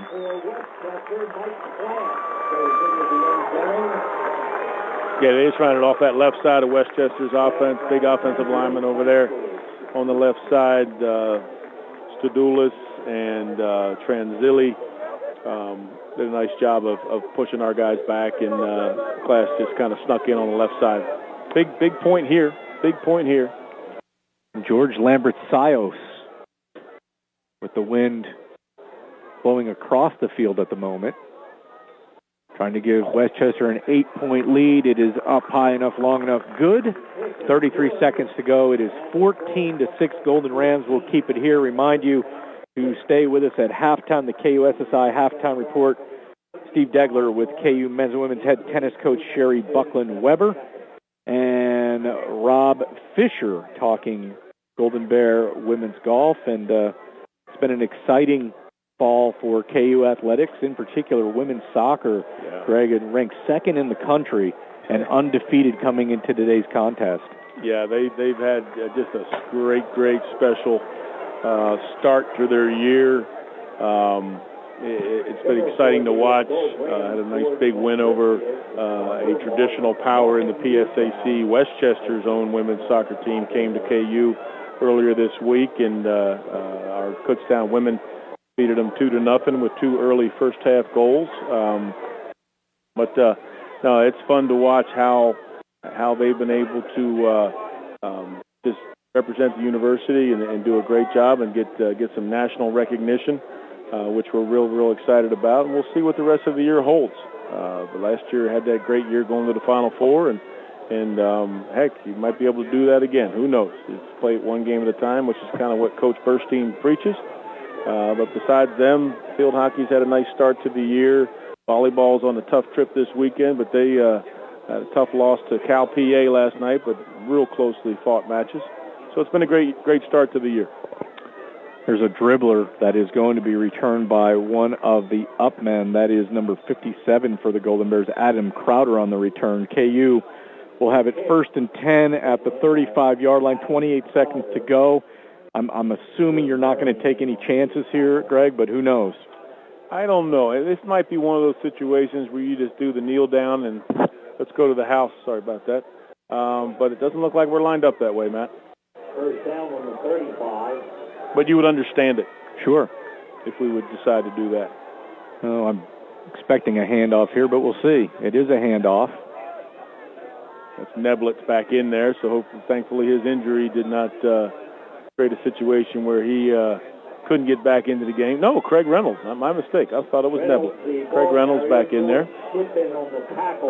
2-yard gain, 2nd and 8, inside 10 seconds, and the Golden Bears will just, I believe, let this run out as it's inside 5.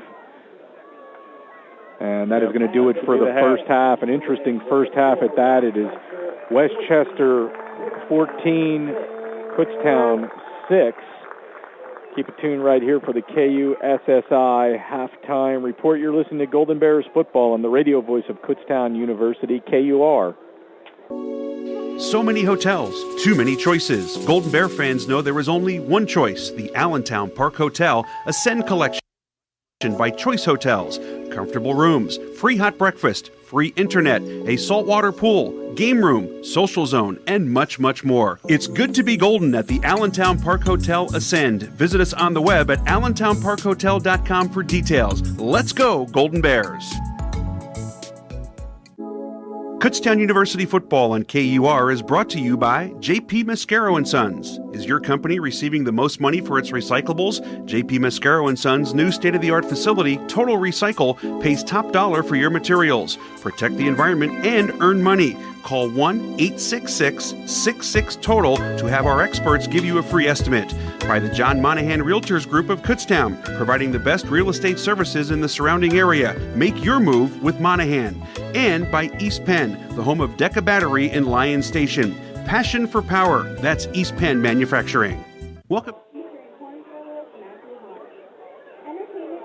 Back at Farrell Stadium, halftime here. It is Westchester 14, Kutztown 6. The Golden Bears jumped out 6-0 on a pair of 21-yard field goals by Alec Rosenfeld. Since then, it's been all Westchester. A 39-yard pass from Paul Dooley to Tyler Karpinski, a 1-yard run by Mike Klass, and the Golden Rams go into the half, leading 14-6. It is time for the KUSSI halftime report. Our Steve Degler sat down with the head KU men's and women's tennis coach Sherry Buckland-Weber earlier this week, as well as head women's golf coach Rob Fisher. Let's send it back to the studio now for the KUSSI halftime report.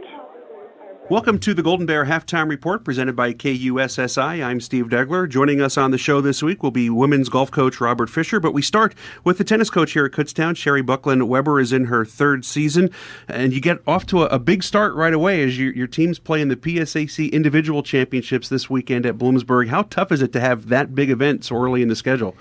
Well, it's a great test right away to see who's been playing and who hasn't, and to see what we need to focus on from here on out. It's a very good early test. Your women's team has defeated Holy Family in its only match, so is there a little bit of an advantage there that they've at least been on the court in that setting? I hope so. I think they got some confidence from that day and a little momentum. The things that we've been working on in practice really came to fruition that day, so that was nice to see. So I think it's always encouraging then to realize, that you're working towards something, you see it work, and then you're more motivated. On the other side, for the men, since you coach both, it's been practice.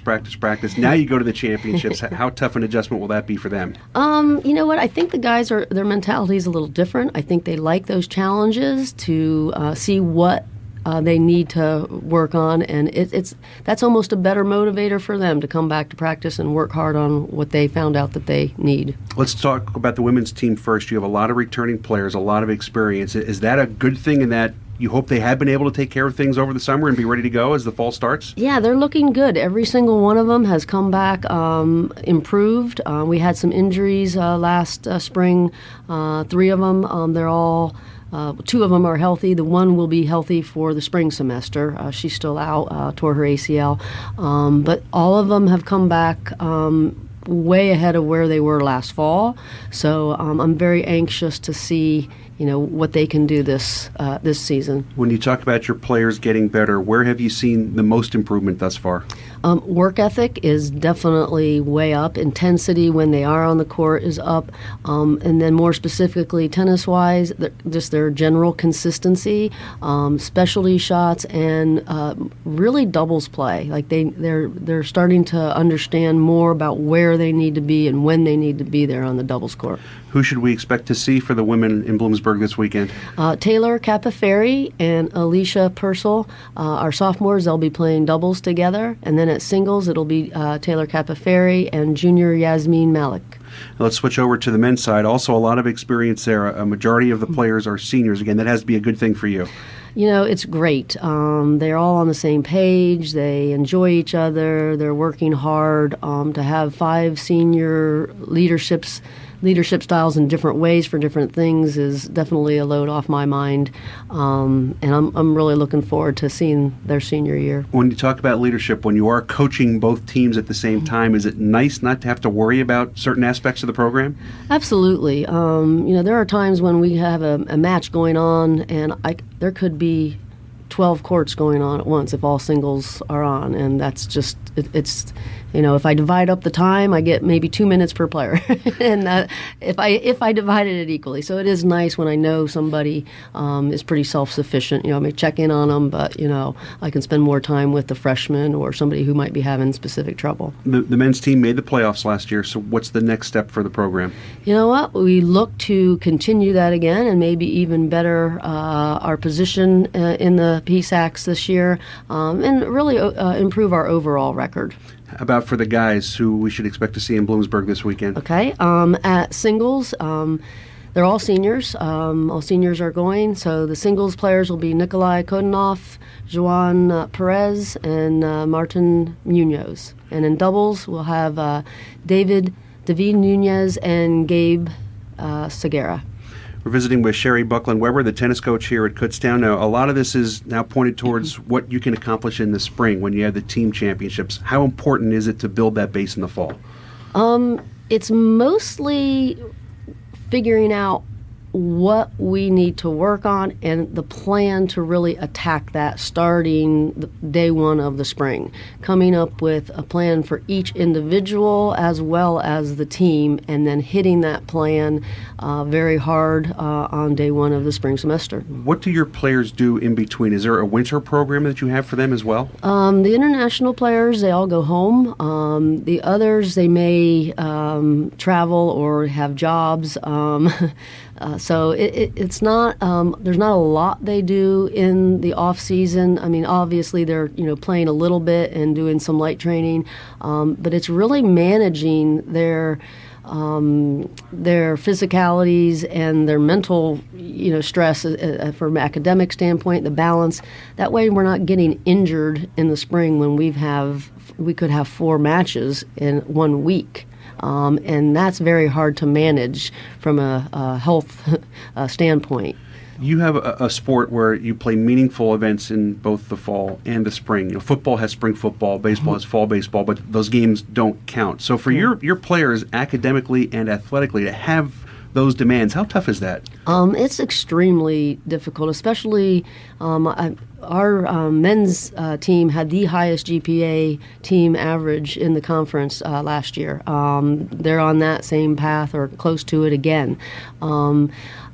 It's very difficult from a standpoint of managing practice times. This guy can only come at this time. This guy can only come at this time. So, we may be out there, my coaching staff may be out there for 5 hours, but the players are only getting 2 hours worth. But we have to make that adjustment to give them that opportunity to succeed on the field and in the classroom. I know you've been a very accomplished player as well. Do you find that when you get your recruits in, are they adept at doubles? Do most of them have the experience, or is it something you have to teach at the collegiate level? Doubles is probably the thing we spend the most time on in the fall. A lot of different high schools, their conference, maybe they don't have doubles unless you are lower in the lineup. So a lot of them have come to us and have not played much doubles before. And then the 8-game pro set is a little different mentality as well. So there are definitely some adjustments. And you mentioned all the international players that you have. What are the give and take of those situations with players that are from other countries? Definitely, we see a lot of them have played mostly on the red clay or the hard true, so the ball bounces differently, the style of play is different. So a lot of it is, maybe hitting a little more flat here and there, not so much heavy topspin, trying to get them to mix.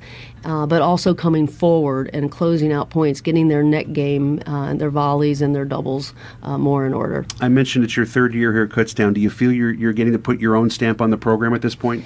Definitely coming in to a little more of my comfort zone. Absolutely. Well, thank you for taking the time. I know you're not feeling great right now, so hopefully you're 100% for this weekend in Bloomsburg, and the Gold Bears have a good showing up there. Thank you very much. Sherry Buckland-Weber, tennis coach here at Kutztown. Our guest, stay with us. We'll be joined by women's golf coach Robert Fisher when the Golden Bear Halftime Report presented by KUSSI continues in just a moment.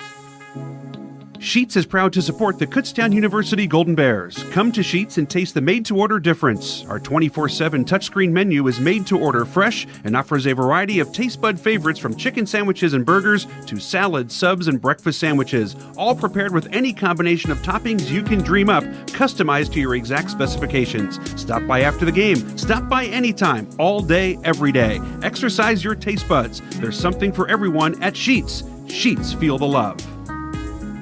We're back on the Golden Bear Halftime Report presented by KUSSI. I'm Steve Degler. My guest in this segment is Robert Fisher, the women's golf coach here at Kutztown in his 17th season. You guys off to a great start, Coach. A win at Mercyhurst, second place finishes at Gannon and Lemoyne. I would guess you're pretty pleased with the way things have started thus far. I sure have been, yeah. We got off to a really strong start. The girls are playing well. The weather's been great. You can't ask for much more as a golf coach. Yeah, the weather. I mean, you don't always get that. It's been a little bit warm, but I would have to imagine that has helped things the way the weather has been here in the fall. It sure has, yeah. It's been nice. It's been a real pleasure to play in some quality weather. We play in some bad weather, usually in the spring, but sometimes we get bad weather in the fall as well, so we've been lucky. Looking at your 1 through 5, you have a senior, 3 juniors, and a freshman. How strong is that grouping right now?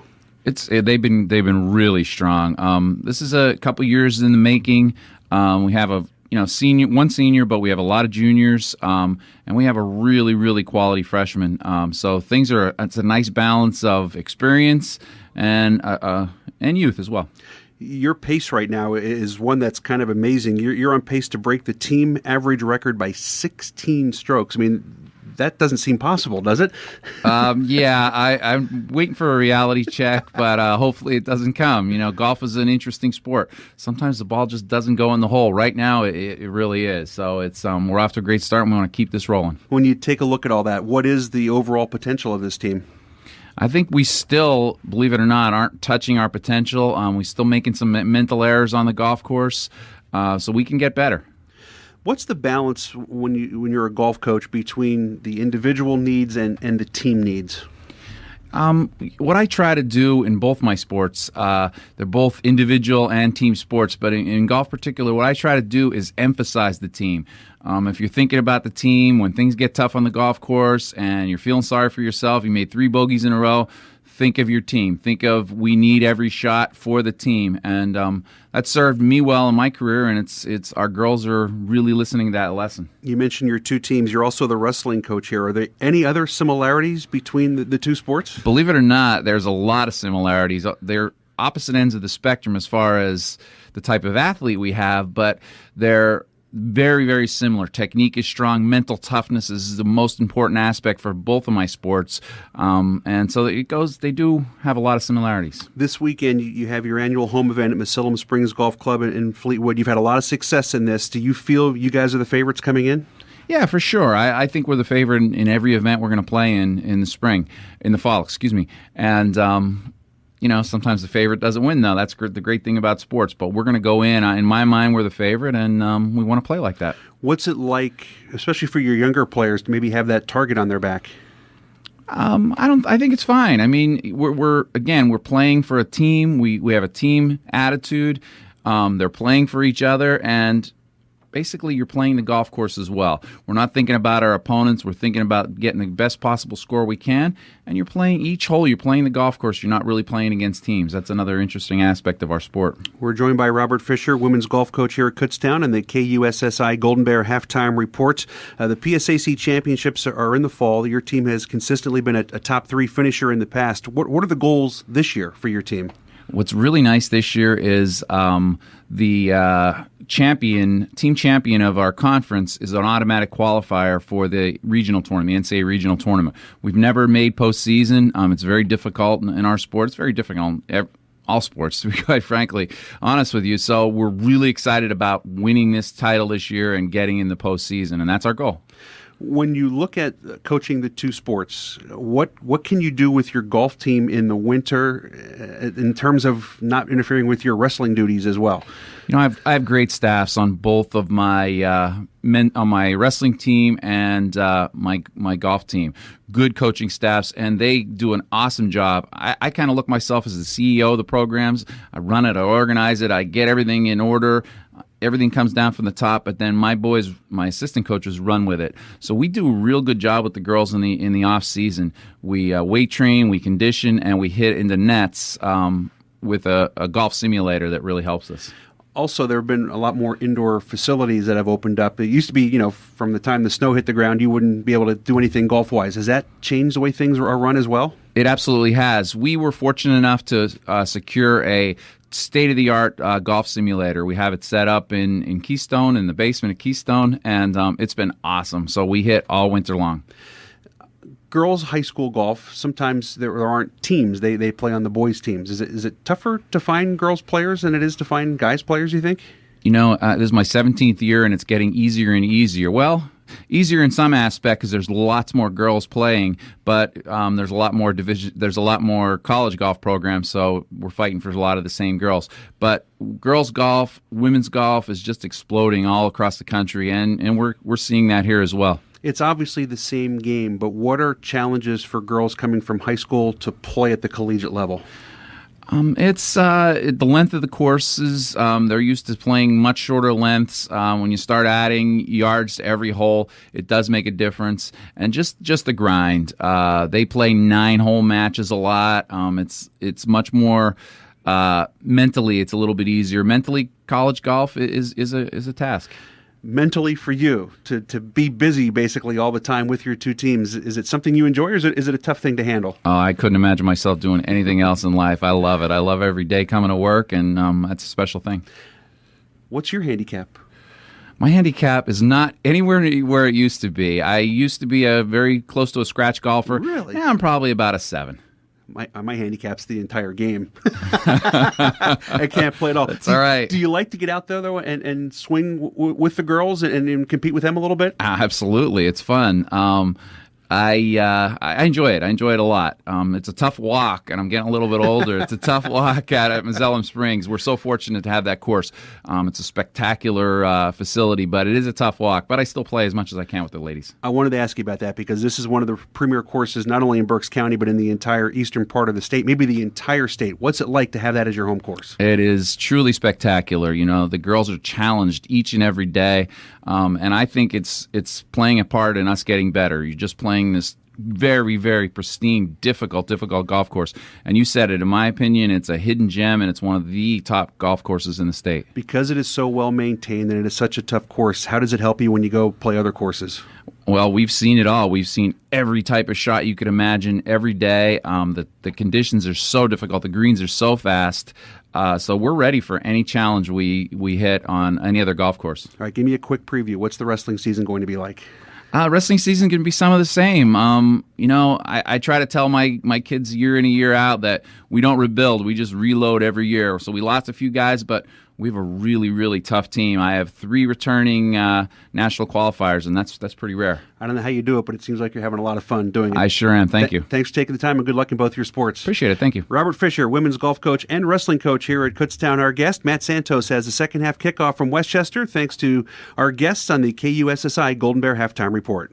Kelly's Sports is your apparel headquarters for Kutztown University Athletics, with store locations in Westchester and Reading and online stores at kellysteamsports.com. Kelly's offers simple setup, easy ordering, quick turnaround, and no hassles for athletic teams and organizations. You focus on winning games, Kelly's makes sure you look good doing it.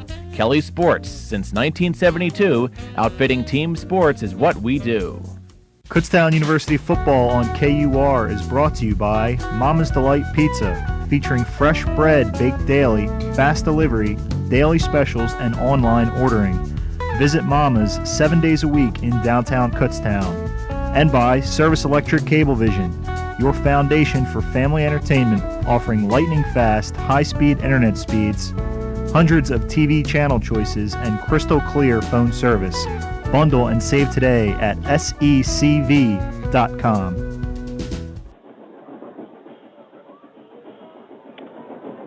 Back at Farrell Stadium, Westchester, Pennsylvania, Matt Santos along with Greg Bamberger. It is 14-6 Golden Rams over the Golden Bears at the half. Let's take a look at first half statistics. First downs, 8 for Kutztown, 7 for Westchester.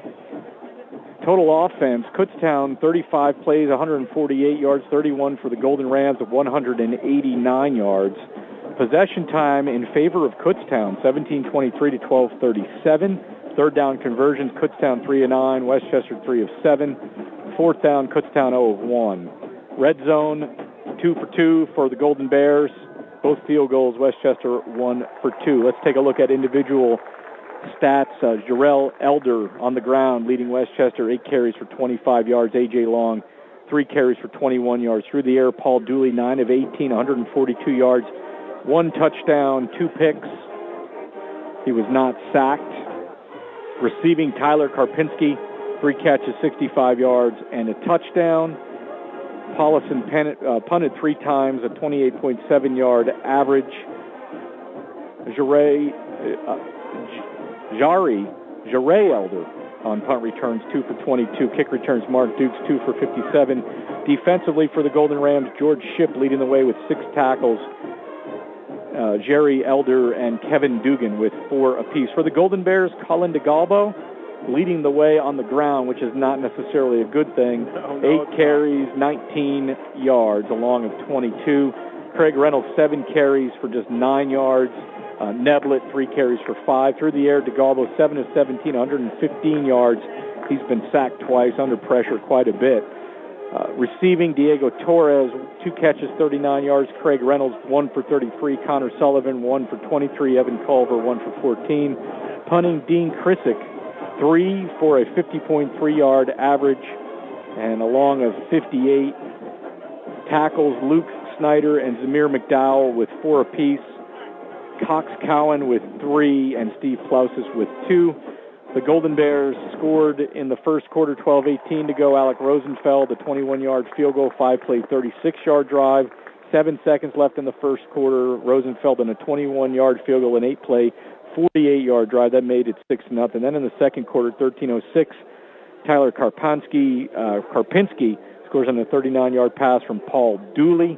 6-play, 65-yard drive gave Westchester the first lead of the day, 7-6. And then with 33 seconds to go, Mike Klass on a 1-yard run capped an 8-play, 75-yard drive, 14-6 Golden Rams. And, the stats are interesting, Greg, because if you look at it, it's pretty even. Kutztown even dominating in some of those categories.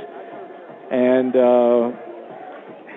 field goals needed to be touchdowns. We talked about that earlier. Is that going to come back to bite the Golden Bears? Bottom line, though, it's 14-6. If you could come out strong here, first possession, first of the second half, and get on the scoreboard, you're right back in this thing. Yeah, absolutely, Matt. I mean, I'm looking at the stats, and we've had the ball 5 more minutes than they did. So you're dominating on time of possession. Punting game, obviously very good. And you just think about, you rehash that first half a little bit. the two opportunities that we did score, obviously, you'd like to have touchdowns in those situations. We had Harka wasn't able to handle the one pass across the middle there at the end of the second quarter. He pulls that in. He very likely scores. And then you had a potential pick six out of Jelani Johnson that again, he didn't pull it in, but he pulls that ball in. So you're like right there to be sitting here at 28-14 Kutztown. Sure. Very easily. So hopefully that's the kind of things that were shared with the team at halftime. It's like, you know what, dude? We should be winning this thing by 2 touchdowns. And we moved the ball up and down the field. We've made some big plays, done some great things on offense. The thing right now is we get the ball at the beginning of the second half. Westchester's not even here yet. The clock, are they out here? Ladies and gentlemen, let's hear it for the Westchester University. I'm sorry. This team's not even out here, and there's 15 on the clock. Why isn't that's interesting. There's the one of the players. This should be a flag. Greg, it won't be. It won't be. It should be because yes, it should. That's been a point of emphasis this year for those that are following college football. Point of emphasis from the officials is the amount of at halftime, and that you only get 20 minutes, and they swing the 20, based on your facility when the officials think it's necessary, which they do. But they've also been told that this thing is supposed to start when 15's back on the clock, and at this moment, we have Kutztown on the opposite sideline. We have some Westchester kids down here. The officials are here for the most part. Why, and that's the officials' responsibility to get the teams out here.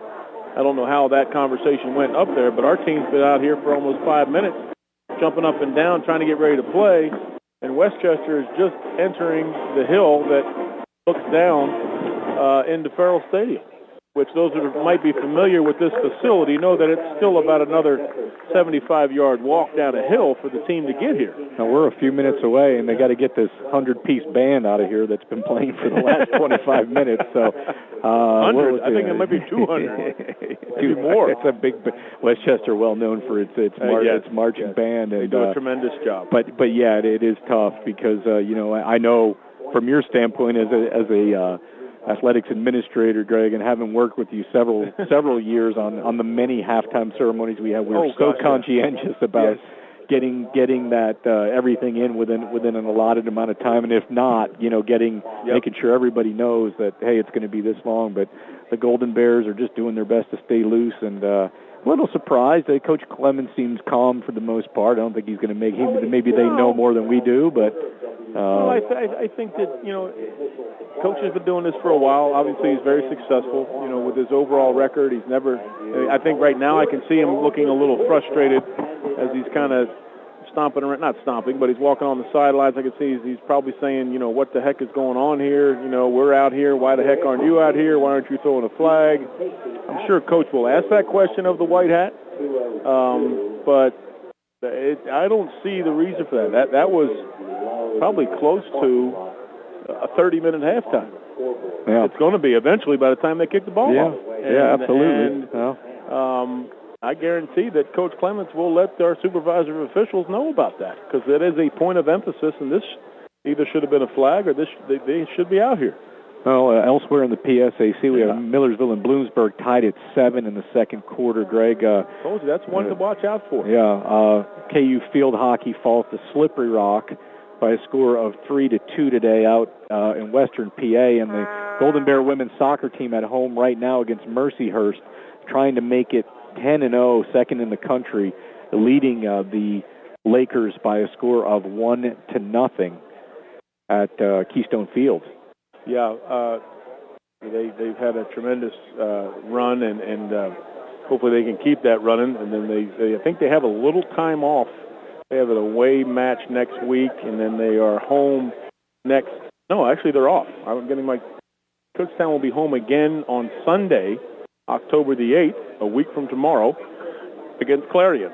That is their next match. So they have a little time to rest, about halfway through the season, roughly. For 10 matches. They play 18 matches in the regular season. So about halfway through, they're going to have about a week, get healed up, get ready for that second half of the season, and that'll begin pretty much with a home match next Sunday. I'm not exactly sure the time at Keystone Field against Clarion comes into town on October the 8th. This may be the longest delay I've ever seen at halftime. This is not good. Westchester's still warming up down there, and finally it looks like the kick return team is going to go out there and talk things over. 14-6, Westchester getting ready to start the third quarter. Matt Santos here along with Greg Bamberger. We have Emily Schlegel back at the KUR studios. This is the first of a two-game road trip for the Golden Bears. Bloomsburg next week. That kickoff has been moved back to 2:30 to accommodate statewide TV on Sports Fever. But Greg and I will be there on KUR. We take the air at 2:15. And as we mentioned, Bloomsburg and Millersville are locked in a tie, but still a lot of football left to be played here. And if Westchester ever actually does take the field, we'll be seeing what KU can do offensively. Well, hopefully they're loose. They've been standing around for the last 5 to 10 minutes.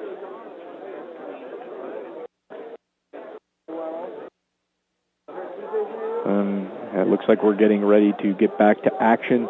Still overcast here. The temperature in the low 60s. A nice crowd. As Greg mentioned, we have about 300 in the East grandstand. This stadium, as you mentioned, has a lot of memories for you. Same for me, Greg. My first ever college football game I covered on the radio as the statistician was here in 1985, Glassboro at Westchester. First road game. It was, I believe, a 17-10 final in favor of Westchester. And here is the kickoff, and it is going to be returned out of the end zone up over the 10 and to the 15 goes the returner for the Golden Bears, Tyshawn Harmon. The other big memory I have here is this was the Philadelphia Eagles training camp for many years, and I remember coming here during the Dick Vermeil years and during the Buddy Ryan years, and that hill you just talked about, you could see the players a stone throw away and go up and get autographs, and it was just a different time. A lot of fun. I started my coaching career here in 1982. I was on Otto Neitinger's staff in 1982, and the Eagles were still practicing here then, so it was a lot of fun to get our practice going about the same time the Eagles did. The Galbo play action going deep over the middle, has a man, 35-40, midfield, and brought down is Connor Sullivan. A great pass by DeGalbo, who just put a nice amount of air underneath it, down to the 42. Is there a flag? Or I don't see a flag, unless there's one down here. These guys are talking. They're walking back. I don't know why. It's against KU, an eligible man. What was the call? Did you see it? I think it was an eligible man downfield. So the receiver was covered up by another receiver. So a misalignment. That's the kind, we talked earlier, I mentioned earlier about penalties that you can handle and some you can't. Obviously, aggressive penalties like holding and things, those things happen. But lining up inappropriately, there's no excuse for that. Or jumping off sides, especially as a wide receiver, which they didn't do. But, that's disappointing. We started off with a nice big play, and somebody wasn't lined up properly, according to the officials. 1st and 15, back at the 11. Slot to the far side. KU moving from right to left toward the north end zone. Handoff, right side, nowhere. Craig Reynolds on the carry. You better be ready. That's a shame. You come out, Greg, and you get a play like that to spark you, and all of a sudden you find yourself here in the second and about 16 back at the 10-yard line. Double wing. DeGalbo getting his play from G.A. Mangus, signaling it in, the offensive coordinator. And this is a handoff and a hole for Reynolds, who dives and spins up over the 15 to about the 17, gain of 7. Yeah, got it back to a manageable third down here. It'll be about 3rd and 10, 3rd and 9 or so. Something that you at least have something in your playbook to get that first down. But nice big hole up the middle. Craig was able to make a nice cut and get about 6-7 yards to get it back to a manageable down here.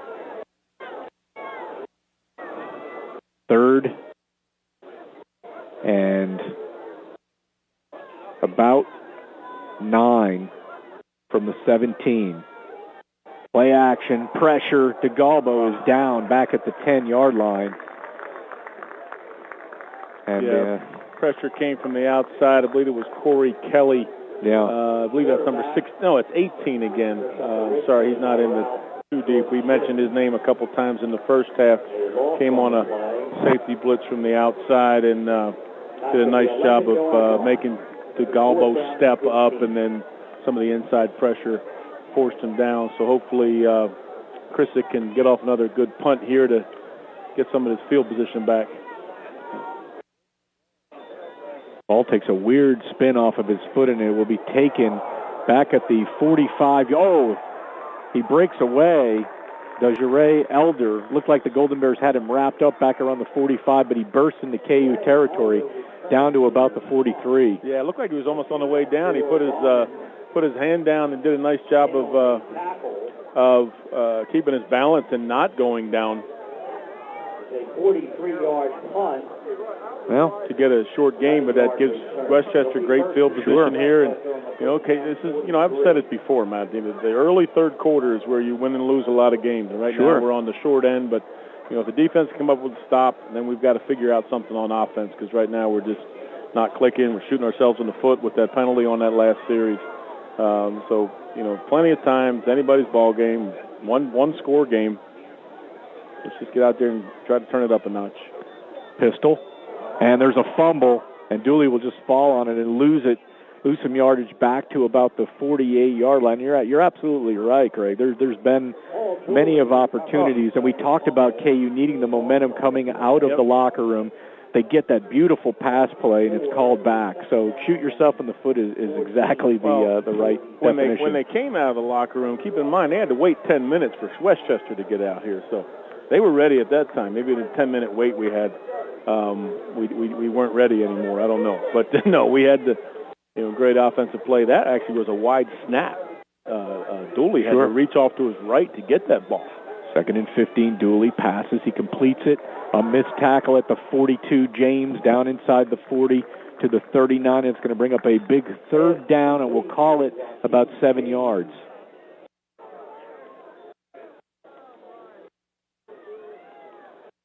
Yeah, big down here, third and we'll say 3rd and 7, 3rd and 6.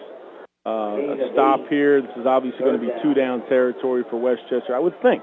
Maybe not. If we can stop them here, do you just punt and play the field position game, or do you depending on what you would need on 4th down, do you go for it? We'll have to see what they're thinking. But first, Kutztown's got to come up with a big play here on 3rd down to at least make them think about it. 3rd and 7. Out of the shotgun, a lot of time. Pass is complete underneath to Elder. Elder has a first down and more down to the 24-yard line. Complete to Elder for the Westchester first down. Yeah, a nice little play to Elder coming across the middle. I mean, he's got some quicks, and I'm not sure we have a whole lot of guys that can stay step for step with him, but they've got to get back to that pressure. I know we did do some blitzing early in the first half. I haven't seen a lot of that. I think our guys are doing what they can against this huge offensive line from Westchester, but we got to figure out a way to get into Dooley's face. So they brought Long back out at quarterback, so we got to look for some kind of run here. And he is going to run it on the draw, and KU is ready for it as he'll get he looks like he's going to lose a yard there, Greg. And one thing about this KU Golden Bear team is, I mean, this is a big situation for the defense. You go down by 2 scores, there's not a lot of room for error the way things are going here today. But one thing about this KU squad, and we think back to Shippensburg last year, KU, we thought they were down and out of it and came storming back and ended up winning that game to really save the PSAC East title. So, things could change at the drop of a hat. So we'll see. No question about it, Matt. I mean, we got the big play people. DeGalbo is a big play guy. Craig Reynolds is a big play guy. And here you go with a defensive front. Kimbiz Kimbiz, yep, absolutely. That's Long, who's wrapped up and sacked back at the 35, and the defense doing a great job of creating a third and long situation here. Yeah, this is where, this is a great opportunity for KU to get a stop here. And then, again, this is at third and almost 20. If they don't convert this, what are they going to do? I mean, I don't think you're going to kick a field goal from here. I don't believe so. So they got to make a decision. But first, Kutztown's got to come up with a nice big play here to keep them in a real long yardage situation. Long's the quarterback. He's going to carry it himself, and KU is ready for him. Again, an interesting call there as he takes it to the 34-yard line. No gain. Now you have fourth down. So you're looking here, Greg, probably at either a little pooch punt. Maybe you're going to have to throw it long. They are bringing out the punting unit. Watch. I guess it's too long for a fake. That wouldn't make any sense. They're going to try to pin KU back. They are. I thought it was a little strange. At 3rd and 20, you had Long in there. Sure. Your throwing quarterback instead of Dooley. Maybe they thought they could get him loose and we wouldn't be able to tackle him. That's a little different. But they're going to try to pin us back, and we'll see what happens. Penalty here, illegal substitution. Did we have 12 guys on the field? That's, again, 9, 10, 11, 12. Do we really? Yep. 1, 2, 3, 4, 5, 6, 7, 8, 9, 10, 11, 12. Yep. That's exactly what it is, Greg. And that's an automatic first down. Oh, you got to be kidding me. Oh, my. Yes, here it is. Here comes the offense. Here comes the defense. Oh. Too many men on the field. That's inexcusable. From the 29-yard No, I'm sorry. It's not. Okay, my apologies. They're going to try a field goal now. They're going to try a field goal now. I'd watch the fake here, too. Sure. This is a 46-yard attempt. He's got the wind at his back. Well, it's not blowing now. At least the flag's not up. Lambrosios out of the hole. The kick is going to be way off. No good. And I'll tell you what, that's a good break for Kutztown, maybe having that penalty because they're going to get good field position. Yeah, we'll get the ball where they snapped it from on the 29-yard line, so that's great. That's real good. But, again, no excuse for having – because if that's a 4th and 4 situation, it is a first down. That's one of those penalties there's no excuse for it. No excuse at all. You should not be, you got to know who's on the field. If you're subbing for somebody or not subbing for somebody. So 7:58 to go in the third quarter. It is 14-6 in favor of Westchester. 1st and 10, Kutztown. The line of scrimmage is the 29. 4 receivers, trips to the far side, play action. DeGalbo going deep, near side, looking for Lee. Battle for the football, incomplete. A lot of contact there. A lot of contact. Very, very, very low percentage pass, though. That's a tough one to catch on the sidelines. You'd like to throw some little more high percentage stuff and get it to these guys, but Coach Mangus has a plan. And hopefully we can, here you got DeGalbo coming out to a wide receiver position. Culver lining up as the Wildcat quarterback, we'll call it. 2nd and 10 from the 29. Slot to the far side. Culver's going to take it himself. He goes into the pile, takes it up over the 30 to the 31, gain of 2. It's going to give KU a 3rd and 8. Yeah. I'd say it's tough. It's tough because I think with the youth of our offensive line, the experience of Westchester's defensive line, we've seen evidence of that. We're having a hard time sustaining some blocks. Some of those holes that we've been used to seeing the first few weeks aren't quite there. But you still got to keep a defense honest. You still got to run the ball and keep them honest like that. Craig Reynolds is not in there. 4 receivers, trips to the far side on 3rd and 8. DeGalbo back, being pressured. Dumps it for Culver, incomplete. Culver cutting across the middle there, a little too high. 3 and out again for the Golden Bears. Yeah, that was, again, DeGalbo again is back on his back foot. He's getting pressure. Just kind of floated the ball out there and was not able to deliver it to Culver. I know Coach Mangus is not in a great frame of mind right now because quarterback's not able to deliver the ball the way he wants him to. Some of it's the pressure. It's getting a little bit. High punt by Krissick. Fair catch back at the 27-yard line where the Golden Rams will go back to work. And that KU defense, the Golden Bears didn't have a lot of time to catch their breath on the sideline. Time of possession certainly will start swinging the other way here. Yeah, we've got to, again, you're sitting there, like you said, Matt, it's a one-touchdown game. I mean, the defense has been doing a great thing other than that second quarter where, Westchester was able to come up with some huge plays and some big pass plays. They got Dooley back out there again, so you got to think they're going to be wanting to chuck it down the field. But KU's defense has been able to respond, and the offense has got to try to figure something out. Absolutely. 1st and 10 from the 27. Elder on the handoff. Elder over the 30 to about the 32. We'll call it a gain of 5.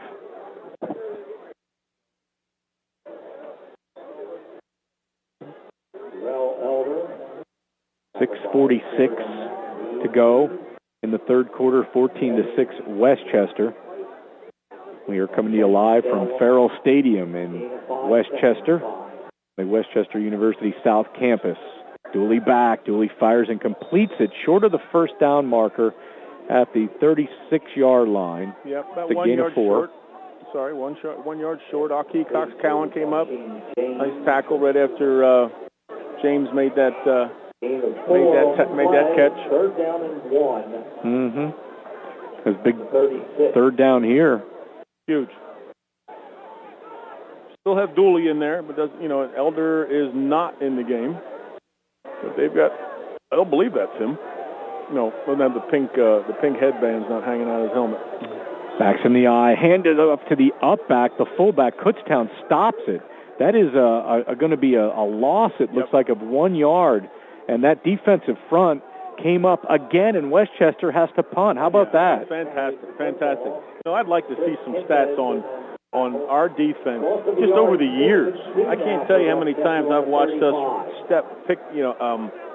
come up big on 3rd and shorts and 4th and shorts. We did it last week against Millersville. There was a 4th and short, and we stuffed them. It's a mindset sometimes. It's a scheme. Oh, good pressure by the punt return team. Punt's fielded by Connor Sullivan down at the 22. We'll have the ball 1st and 10. First down on the 22 for Kutztown. So 1st and 10, Golden Bears trailing by 8.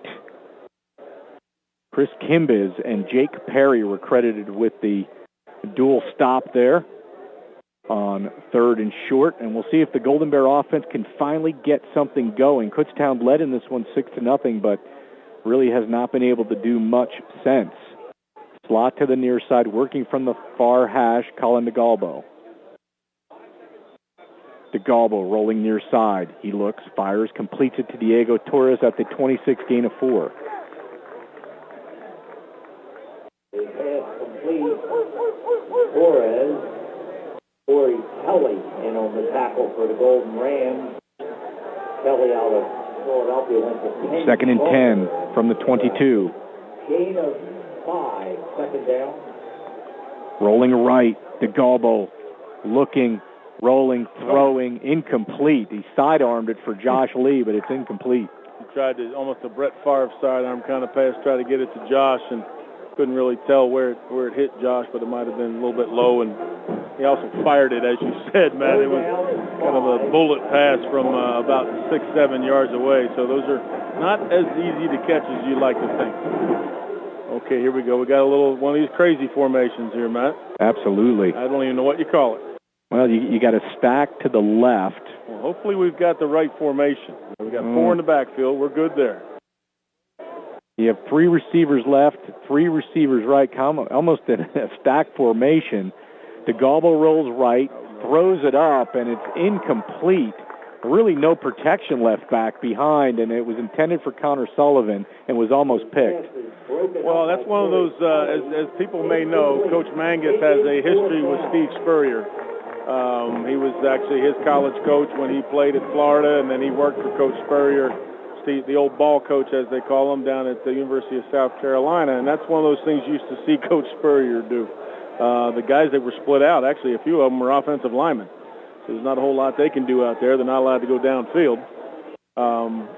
Nice punt by Krisick. Chases Elder way back inside the 25. He's bringing it to the near side. A block in the back on Jake Perry. Flags everywhere as Elder is brought down at the 36-yard line. 36. Well, it's about the 39, but this one's going to go back the other way, right, Greg?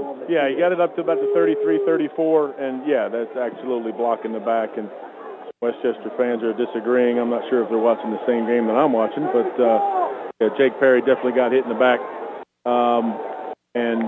This will go back, and Westchester will start way back on about their 15-yard line or so once they march this one off. But, good call by the officials. Got called from both sides, and it was the right call. Colin DeGalbo's numbers, Greg, are not some of the better that we've seen thus far. He's 8 of 22 for 120 yards. He's been sacked 3 times, been under pressure all day long. And as we said, these games are often won in the trenches, and Westchester's been kind of winning that battle, I would say, at least on the defensive. Kutztown's defense has held its own, though, especially that front. Absolutely. I think the big, I'm not going to call it a mismatch, but the one matchup that is working in Westchester's favor, without a doubt, is their defensive line against our offensive line. I mean, we knew going into the year that the offensive line was young, a little inexperienced. There's only one senior on the bunch. There's a returning starter that is not able to play right now, so that's been a little bit of a struggle. Dooley going deep, incomplete, looking for James at midfield on 1st and 10 from the 15, and you would think if you're looking for a turnover, this would be a good spot for one right here. Yeah, if we could get a turnover and have the ball on the plus side of the 50 would be a positive. But I know that Coach Mangus, as you saw from that last play, he's trying to pull everything out of that playbook to try to find a way to get the ball down the field. But one thing you need to be able to do offensively, if your quarterback can't stand back there and throw the ball, is you got to move the pocket. You got to move them around a little bit. And Colin's got the legs to be able to do that. So I'm sure Coach Mangus is working on something to make that happen. Elder on the carry off the right side gets nowhere. Yeah, great job by the defensive front. Yeah. Real nice job. Elder's not wearing his pink bandana. That's why I didn't know it was him. He was the one that had the pink bandana hanging out of his helmet in the first half, so he obviously removed that. Maybe it was slowing him down. I don't think so, though, man. Could be. Well, here's a 3rd and 10 from the 15, and another big down for the KU defense as Amir McDowell checks in. Double wing working from the near hash. Dooley back. Dooley with time fires, completes it to James. This is a foot race, midfield, 40, 30, 20, 10, 85-yard touchdown for the Golden Rams. That's what we were afraid of in the first half, Matt. We saw James get free a few times and dropped a couple balls, but he was wide open. That's exactly that same area I talked about in the first half, that deep middle that we've struggled covering, and they've been able to exploit a few times. And that time, James was able to catch the ball, and he obviously had the wheels to pull away from everybody. It's not a backbreaker, but into the third quarter, we've not done much of anything offensively in the third quarter, so that gets difficult because we're about to wind down this third quarter in another 3 minutes, and instead of it being a one-score game, we're back to a two-score game. Now the kick extra point by Lambrosios is good. 3:31 to go in the third quarter. Your score is Westchester 21, the Golden Bears of Kutztown 6. You're listening to Golden Bears football on the radio voice of Kutztown University, KUR.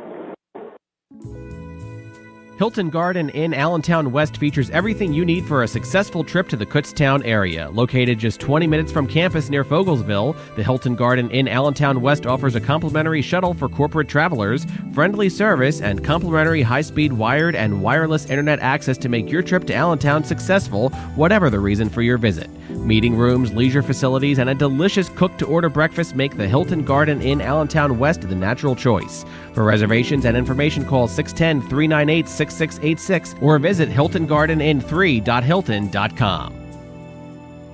Americans enjoy 7 billion hot dogs between Memorial Day and Labor Day. But the great taste doesn't stop there for Kutztown University Golden Bear sports fans. Burke's hot dogs can be purchased at KU Athletics concession stands throughout the fall, winter, and spring. In addition to Frank's, Burke's offers a large selection of delicious Burke's branded hams, ring bologna, sausage, bacon, and deli meats, including ham, roast beef, and turkey breast. The Burke's brand is built on a long-standing tradition of providing excellent product quality and superior customer service. So the next time you're at the store or at KU for a game, choose Burke's, the official hot dog of KU Athletics.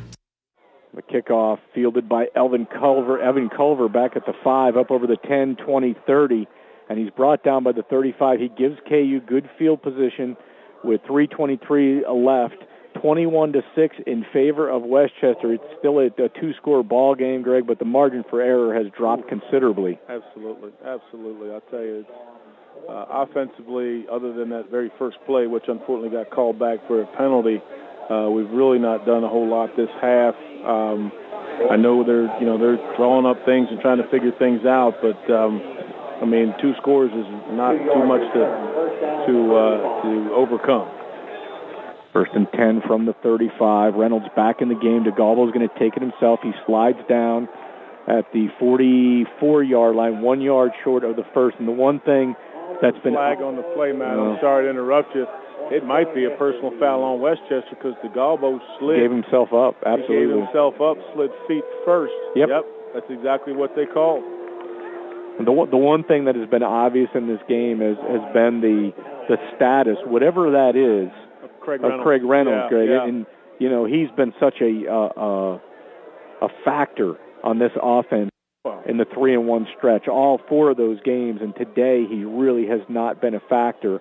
I don't know how much he practiced during the week, but he's been used sparingly today, and it's probably because of his condition, whatever that may be. He's looked a little gimpy at times. I'm not sure if what he's dealing with, if anything, but he's a warrior. Craig's fighting hard. First and 10 from the 41, going over the middle, and intended for Connor Sullivan down at the 10 and almost picked off. Another big thing that you notice this year, Greg, is if you take Reynolds out, you don't have that receiver, that go-to receiver yet that has really stepped up, and like they've had like Kellen Williams last year, for example. You always had somebody else, and right now somebody else needs to step up on this offense. Well, and that's the thing. I mean, over the years we've been calling Kellen Williams' names along with many others as a receiving core. We've got a good core of young receivers. They're just exactly that. They're young. Sure. A lot of youth. Here's Reynolds, the handoff underneath, and he finds a seam and takes it forward for about 3 yards. It's going to bring up a 3rd down, and it looks like about 7 back at the 38-yard line. Yeah, definite 4-down territory at this point. I mean, the third quarter's about to wind down, so I think you absolutely have got to have 2 plays ready to go. The thing that Westchester's done a nice job of, they've forced Craig to make that 90-degree cut. Sure. Where they've not allowed him to get around the corner. Which I definitely wouldn't want him to do that to me either. Slot to the near side. DeGalbo back. He fires, completes it to Josh Lee. First down, the 28-yard line. No flags on the play. That's a good thing. Yeah, nice throw and catch. I mean, DeGalbo's been thrown under pressure. I mean, they're keeping backs in. They're doing some things to try to prevent this pressure. Offensive line's working at it, but and you're trying to keep some of these beasts out of there. It's a hard day's work, believe me. First and 10 at the Westchester 28-yard line. Sullivan in motion. DeGalbo rolls right. He steps up. He throws, and a leaping catch by Connor Sullivan down inside the 5-yard line, out at the 2. First and goal, Golden Bears. Been here before, man. Oh, we sure were have. Here twice in the first half. So we got to finish. You got to finish. That's exactly what we did in the first half twice. Actually, on a very similar play, if you remember, down here to our right. Sullivan made a catch, and we ended up having to kick a field goal. So we've got to figure out this goal line offense here and get this thing in there. Now, do you go for 2 now if we score, or do you kick the extra point? Kick the extra point. First and goal from the 3. I'm running to DeGalbo. He is going to run right side to DeGalbo. Down, it looks like he's down to the 1-yard line, and I'm running him again, Greg. I don't disagree with you there, Matt. I don't disagree. Now we're bringing some big bodies in. He's bringing in 2 tight ends, taking out Connor Sullivan and another one. You have Neblett in the game as your running back, which I'm a little surprised. that you don't have Reynolds in there, and I think a lot of people would be. Oh, a fullback. What is that? Second and goal at the 2. DeGalbo under center. DeGalbo, Neblett in for the touchdown. What was that formation? Was that the I formation? That was old school. We don't see that very often in Kutztown. That was 1972 Miami Dolphins right there. I think Larry Zonka and Jim Kick. There you go. Mercury Morris. Yes, sir. Son of a gun. I think Westchester was so surprised to see the I, they didn't know what to do. I was like, what are you guys doing in I formation? What the hell's that? Excuse my language. I'm sorry. You're talking about answering on a crucial drive and a big extra point here. Yeah, great job by KU to get that done. The kick by Rosenfeld is up, and it is through. So it is Westchester 21, the Golden Bears of Kutztown 13, 48 seconds to go here in the third quarter. We'll take a break. You're listening to Golden Bears football on the radio voice of Kutztown University, KUR. Camillo's Italian Restaurant and Pizzeria, located at 264 Greenwich Street near campus, is a family-owned and operated KU favorite. You'll immediately taste the difference at Camillo's, where they use fresh garlic cloves, 100% extra virgin olive oil, and sun-ripened tomatoes imported from Italy. Even though their ingredients are the best money can buy, their prices will surprise you. Camillo's has over 25 toppings, one of the largest selections, along with 8 different sauces loaded with flavor, and free piping hot delivery to your door. The taste you want at family-friendly prices. When you want a really great homemade meal, call Camillo's at 610-683-5637. That's 610-683-5637. Bon appetit. 48 seconds to go here in the third quarter. The Golden Bears with their biggest answer of the year, I would say. Yeah, that was huge. That was huge. Some big plays by DeGalbo. We finally got a chance to get the ball free, get some space to throw the ball. Had some nice catch by Connor Sullivan down there towards the end zone, and then we'll call it a trick formation in KU, and by lining up in what we call the I formation, fullback, tailback, hand it off on the ISO, and walked right in the end zone. This will be Dukes from the 6-yard line on the kick return, up over the 20, runs into his own man at the 25, and he's finally brought down at about the 28-yard line. 21-13 Westchester, 40 seconds to go, and now it's time for the KU defense to step up. And after really getting burned for the first time today, big time on that last series, you think they'll want some retribution here. Absolutely. I mean, KU defense has done some great things all day, and got hit with a big play. I mean, big plays happen. I know Coach Clements doesn't like it when big plays happen, but, I mean, you got to give Westchester credit for finding a way to get the ball past us like that. But, yeah, the defense has done a nice job, and hopefully they'll be able to keep doing that for the next little over a quarter to go. A.J. Long, the quarterback, wing to the far side. He has 2 men in the backfield, and he is going to carry it himself off the left side, and KU read it all the way as he's brought down in the backfield by number 29 of the Golden Bears. Yep, that's another one. Sorry about that. Oh, Twineek Chisholm. Twineek Chisholm made that play. Twineek Chisholm Wilkerson out of Harrisburg. That could be it for the third quarter of play as we have 15 seconds left on the scoreboard. Westchester coming up to the line of scrimmage, 2nd and 12. Back at the 27, and we'll see if they'll snap it here. Down to 5, man in motion, they will. And a handoff to the motion man coming around, and KU reads it well. A flag on the play, so hold on. Not quite the end of the third quarter yet. We'll see what the call is. Cannot end. It's either a face mask or a hold. It's going to be a face mask. Nope. Chop blocked by Westchester. So you can end the quarter on an offensive penalty. You cannot end the quarter on a defensive penalty. Or they're going to do one untimed down. What do we got going on? Well, that is see where they place the ball, but Westchester's coming to the sideline. So I think we're moving into the fourth quarter. Yeah, and that'll allow us to take a break. The end of 3 quarters of play. Still a ball game here from Farrell Stadium, folks. Are they going to play another down? Yeah, I think they have to play an untimed down. Do they? Okay, well, let's hold it. We'll hold it here, and we'll play this untimed down.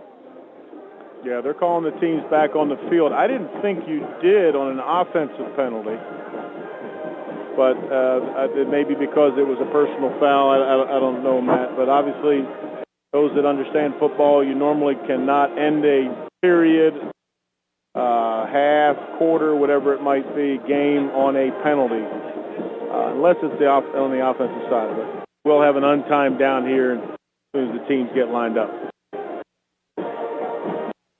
So 21-13 in favor of the Golden Rams. They will have a second down and 25 back at the 14. So the Golden Bears can really pin their ears back here and maybe try to force a mistake. Well, you got to watch for James. That's the big play guy. James has made some big plays, big catches. He's got his gold shoes on, so he might feel pretty fast today. 5 wide, Dooley scrambling, Dooley being pressured, Dooley throws, and there is James wide open at the 45, down to midfield. And just as you say it, Greg, they get bit by the one and only James. As that's going to do it for the third quarter of play. We'll take a break. 21-13 Westchester. You're listening to Golden Bears football on the radio voice of Kutztown University, KUR.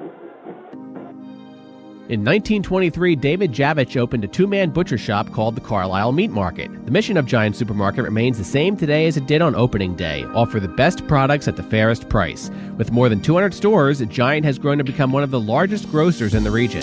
Giant's commitment starts and ends with you, the customers. For over 90 years, Giant has worked to provide you with unmatched selection, quality, and value every time you visit one of our stores. Golden Bear fans, be sure to visit Giant's new 50,000 square foot store, open 24 hours daily, just a half-mile west of campus on Kutztown Road. Giant. Quality, selection, and savings. The Center at Holiday Inn is pleased to be a continuing partner of Kutztown University. We are a short drive from their beautiful campus, and our expert staff and spacious facility awaits you and your guests. Whether enjoying a freshly made-to-order breakfast in our America restaurant or digging into the famous short ribs at the Sam Adams Brewhouse, your experience at the hotel will be amazing. If you are relaxing in your spacious guest room or outside by the pool, you will unwind knowing that we have taken care of every detail of your stay. Good luck, Golden Bears, from your partners at the Center at Holiday Inn.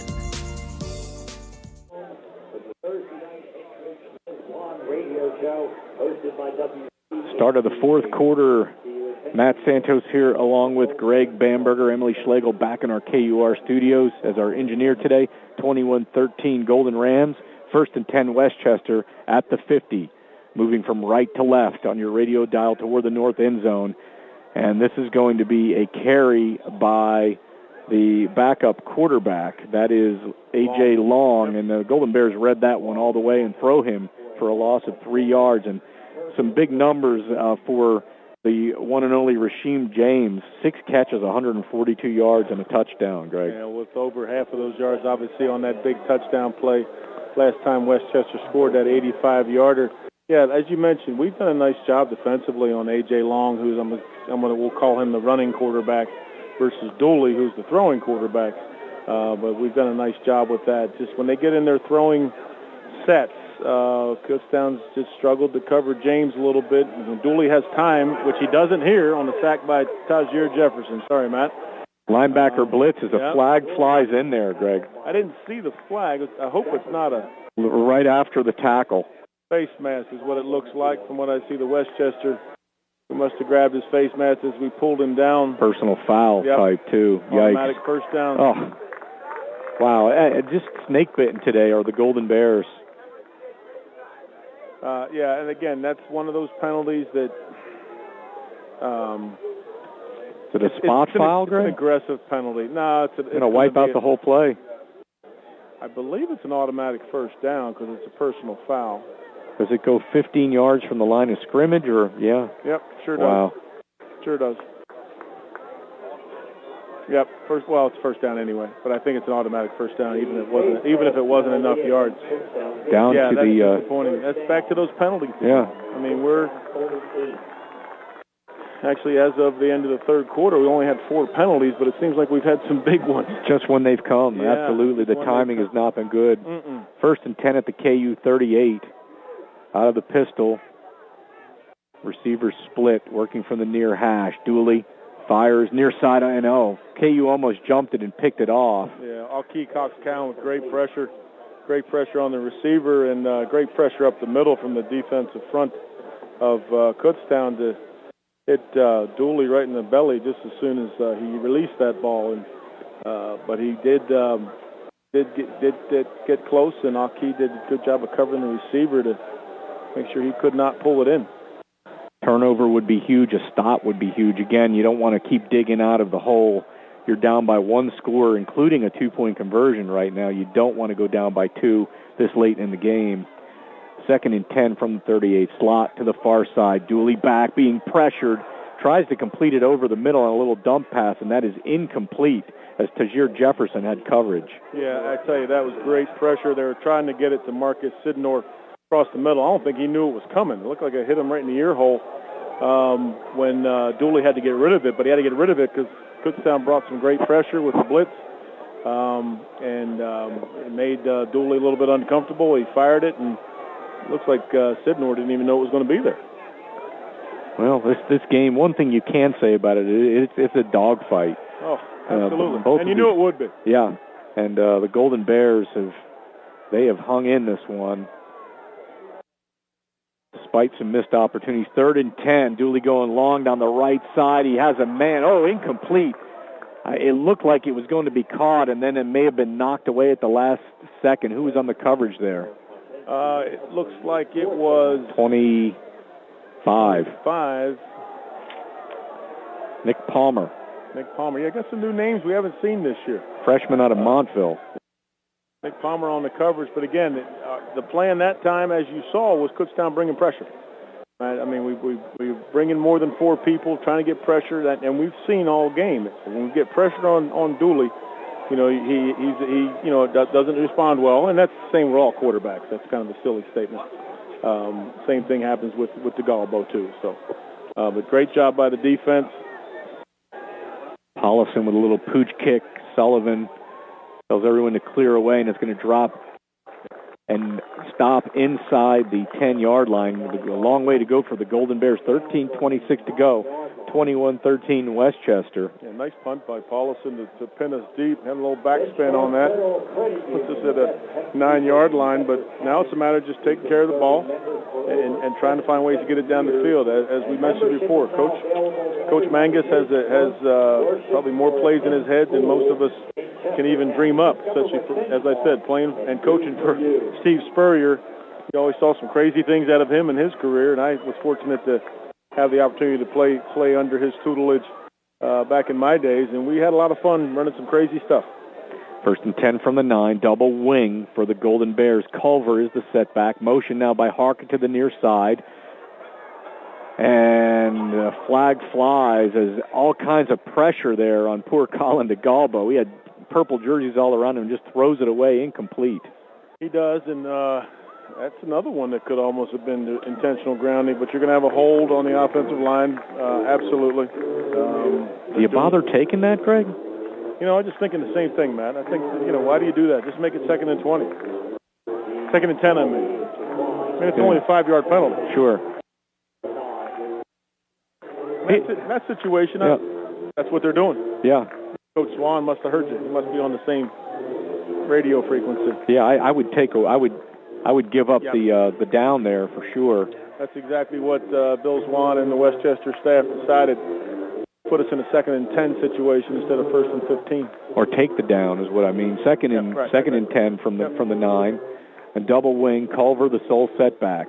Play action, and there goes DeGalbo, going to take it himself. DeGalbo trying to cut the corner, and a nice run as he takes it about a yard shy of the stick at the 18-yard line and puts KU in a very makeable 3rd down situation. Yeah. Bring the fullback in, Greg. Would that be the I formation? Yeah, absolutely. You see that again, he may run and bump his head on the goalpost. Bringing in 2 tight ends, taking out 2 receivers, so we're obviously going with a big lineup. Doesn't mean we'll line up that way. Sure. But, yes, we're going with the big lineup, 2 tights. Oh, and all kinds of movement up front. Who will this be against? I think I'd have to say Westchester. Encroachment, you think? I've been in this league a while. You don't know what's going to come out of it from these officials. Defensive linemen absolutely jumped across. Or they could, looks like it's on them. Sure. Evan Culver, Kutztown players are reacting positively. They don't like the short yardage package, do they? That's throwing them off. Let's just line up in it every time. So this should be a first down, I'm thinking, right? They haven't moved the sticks yet. Well, the guy hasn't walked off the 5 yards yet. He's getting his steps in on his Fitbit there, I guess. 12:54 to go in the fourth. It's 21-13 Westchester. The Golden Bears have a 1st and 10 now out of the shadows of their own goalposts. Shadows because the sun came out. That's right. Believe it or not. 1st and 10 at the 23. DeGalbo back with good blocking, going deep down the near side, looking for Josh Lee, who dives off his fingertips down at the 40. Yeah, that was a well-thrown ball by Colin, and Josh was right there. He was well covered by the defensive back for Westchester. Don't have him on the 2 deep. Number 3, Rashid Davis, senior defensive back from Philadelphia, did a nice job of covering, but Josh got his fingertips on it, just couldn't pull it in. 2nd and 10. Be nice if they could get Evan Culver on a mismatch, Greg, in the flat somehow. Yeah, I know the coaches are very excited about Evan. He was the Lehigh Valley Player of the Year as a high schooler in Saucon Valley 2 years ago, and I know they were excited about him. Great pressure by Westchester, sack by Daquan Gilbert, redshirt junior for Westchester. Just caught Colin for a few-yard loss, but I know they're excited about Evan and his future at KU, and he's gradually coming along. Back to the 21, 3rd and 12 now for the Golden Bears. Slot to the near side. That's the 4th sack on Colin DeGalbo. And if anything here, you don't want an interception, a mistake, because of the weapon they have in their punter, and Dean Krissick. You're still a one-score game, so it's got to be safe. Yeah, DeGalbo back. We'll get the field position back. There's just nobody there. DeGalbo rolling near side, flag flies. DeGalbo being chased way back inside the 5 and now throws it away, incomplete. What's the flag all about? Holding? Well, back there, I wouldn't think it's holding. Yeah, they're calling holding. But it's back on the, okay. The line of scrimmage was way up on the 21. Flag was thrown on the 15. But DeGalbo's running around on the 3. So obviously we're moving backwards. They're going to decline it, of course, and force us to punt. So ultimately it's not a penalty because it doesn't take us backwards. So it's a decline penalty. So it's just like an incomplete pass. Sure. You know, so it really is no harm, no foul. However, we've got a great weapon with Krissick here, and hopefully he can. And the flag is blowing straight out down here, Matt. So yep. I'd like to see him get a hold of one of those bullets and send Elder way back to try to receive this thing. He is back at the 35-yard line. Krissick, gets a knuckler off of his foot, and it's going to bounce at the 35. And Elder, good coverage by the KU special teams as Elder gets it to about the 37. 11:34 to go, 21-13 Golden Bears, and now they're calling on the that Golden Bear defense to come up with another stop. Yep, defense has been doing a great job all day. Just that one big play is really the one hiccup you can think about, but not sure what that's good. DeGalbo is 10 of 28, Greg. 10 of 28 for 155 yards, and he's been sacked 4 times. He's had a tough day. He sure has. I think you can equate that back a little bit to, just the offensive line's struggles. I mean, there's no ifs, ands, or buts about it. Elder, right up the middle, across the 40 to the 37, and also not having your top weapon for a good part of this game. He's just been limited in his availability as Craig Reynolds.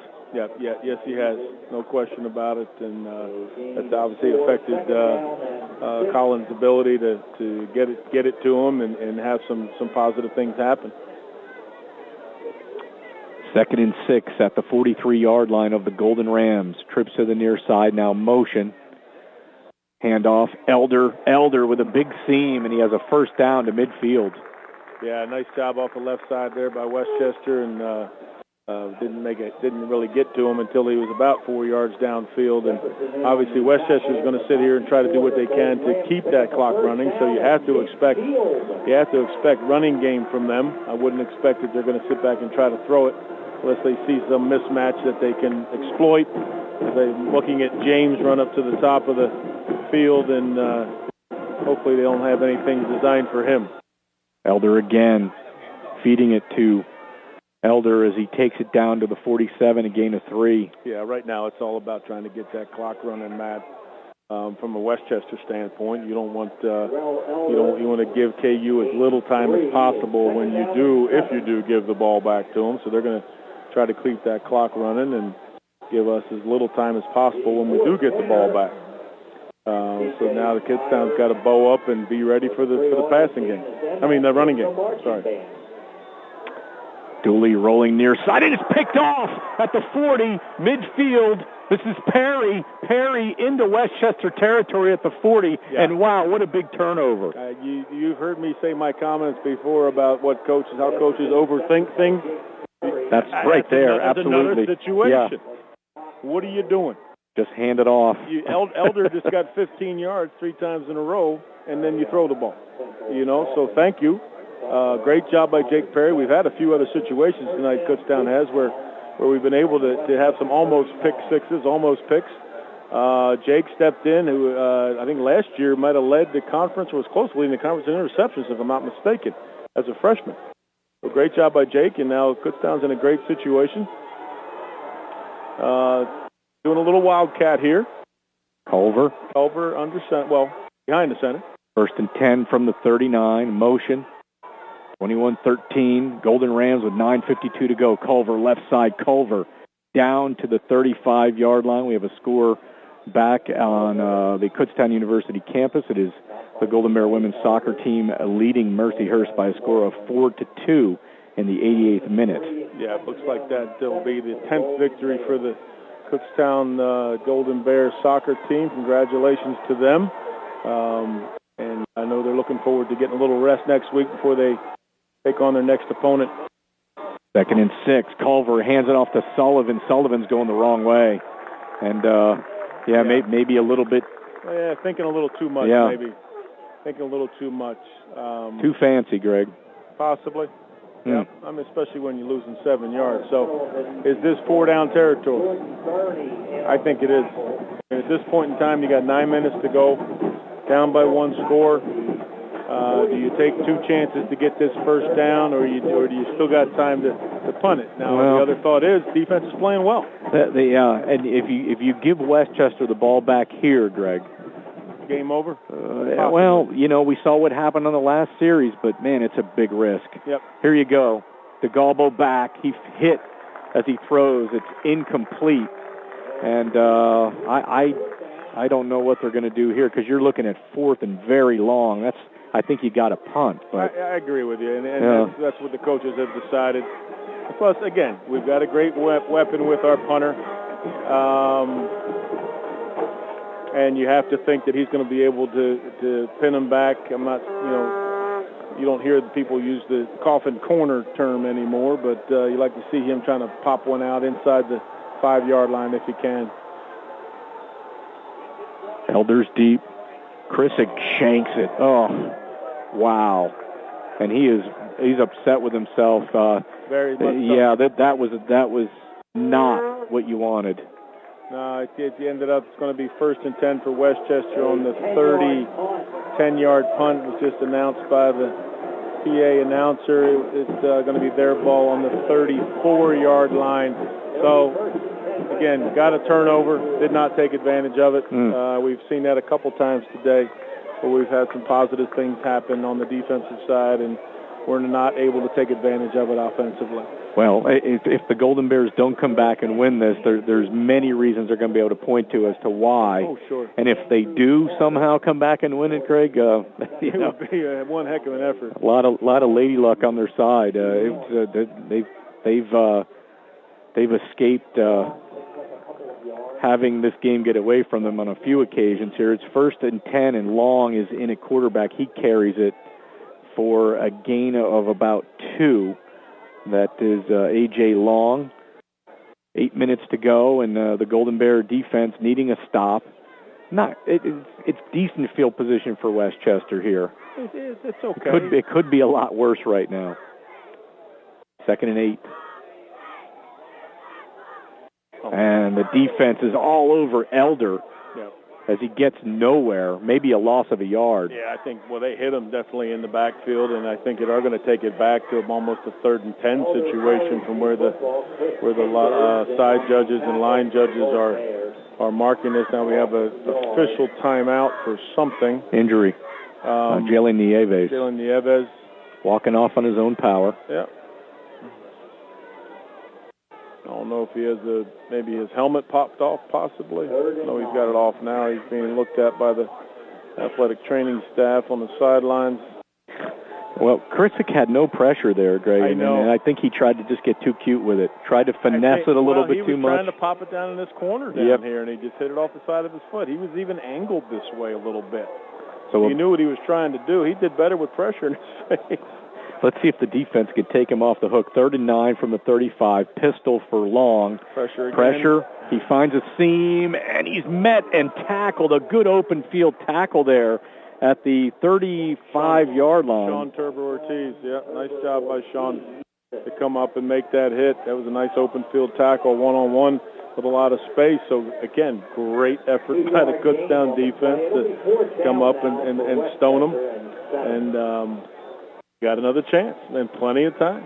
A little less than 7 minutes left in the game. Sullivan's deep. 4th and 7 from the 37. 6:49 to go. 21-13 Golden Rams. Good pressure. Paulson gets it away. Sullivan at the 25. He'll return it. And doesn't get very far. A couple of yards to the 29-yard line. And that's where the Golden Bears will go back to work. And it's not necessarily do or die, Tom, but you don't have a lot of wiggle room right now, Greg. You need to get a good drive right here. You really do. You really do, Matt, because if you give it up, if you have a little bit of success and give it up, you may not get it back.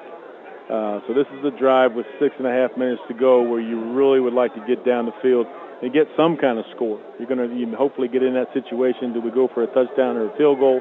Let's just get down there and make that decision later.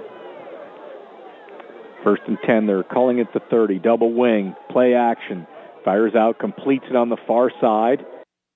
And this will be Diego Torres for a gain of about 7 yards. Yep, we're going a little bit of hurry up, it looks like. We haven't done, it's all about tempo. Tempo. Obviously, you see the another penalty. Greg, rushing yards combined 104 yards. Between both teams? Well, that's what I'm seeing here. Westchester with 50 and Kutztown with 54. Passing yards is 291, 162 in favor of the Golden Rams. Each team has 12 first downs. Yeah. Time of possession pretty even in favor of the Golden Bears, 27-40 to 25-45. This penalty will take it back to the 32 and make it 2nd and 8. Yeah, that was disappointing. The left side of the line jumped off. They must have heard a call. There's a first down completion to Josh Lee at the 41-yard line. Yeah, nice. And Colin he didn't have any pressure.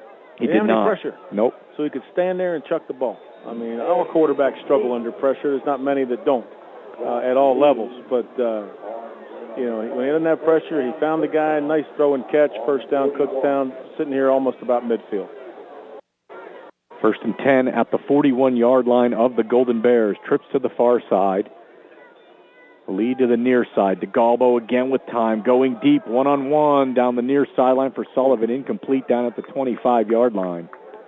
Yeah, that was a little overthrown. I'm not sure. He almost ran himself covered. He was kind of behind the DB. It was a little open then, and the ball took him a little bit further, and he was not able to make that connection. Good pressure by the offensive line. Good protection, by the offensive line to give Colin that time to throw that ball. 2nd and 10 from the 41, double wing. It looks like Westchester's just rushing 3, but they bring in some linebacker help. Yep, they're going to still rush 4. Neblett on the carry. Neblett with a little bit of a seam. He takes it to the 44-yard line. With 5 minutes to go, I think you almost got to be in 4-down territory right now, Matt. But then again, defense, 3 and out on the last one. You have 3 timeouts left. I guess we'll wait and see, Greg. It's going to be interesting here. Let's hope they don't have to make that decision on the next play, as it's 3rd and 7 from the 44. Double wing. Kutztown taking its time as DeGalbo gets his play call in from G.A. Mangus.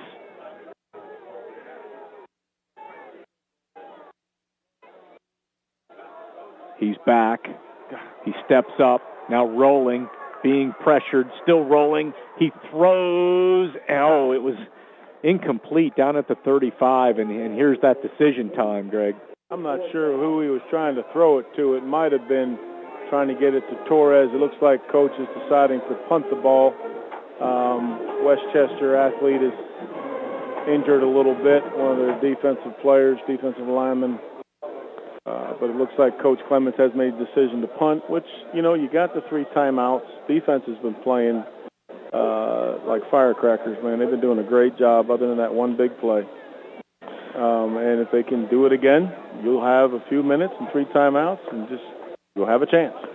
Well, a one-score game. Yeah, your punter is a weapon. We know that he needs to redeem himself after the last time out there. But, again, you've got the wind at your back, Greg. You've got 3 timeouts. You have 4:40 left. Right now, you know, a 4th and 7, you don't make it, ball game probably over. And the way things have been going, there's just not that weapon there offensively for the Golden Bears. So let your defense and your punter do its work for you here. Yeah, and as I said early in the game, that's a huge part of the game. You know, whether they punt poorly or good, it's a huge part. Krisick now gets a nice one. Nails it. Elder calls for a fair catch, and it's going to go into the end zone. Too good. But at least he redeemed himself. He hit the ball well. You know, obviously he'd like to have it down inside the 20. But nice job by Dean to redeem himself after that last punt. The young man for Westchester that came off the field in his fine was Josh Ganzelli. But he's okay.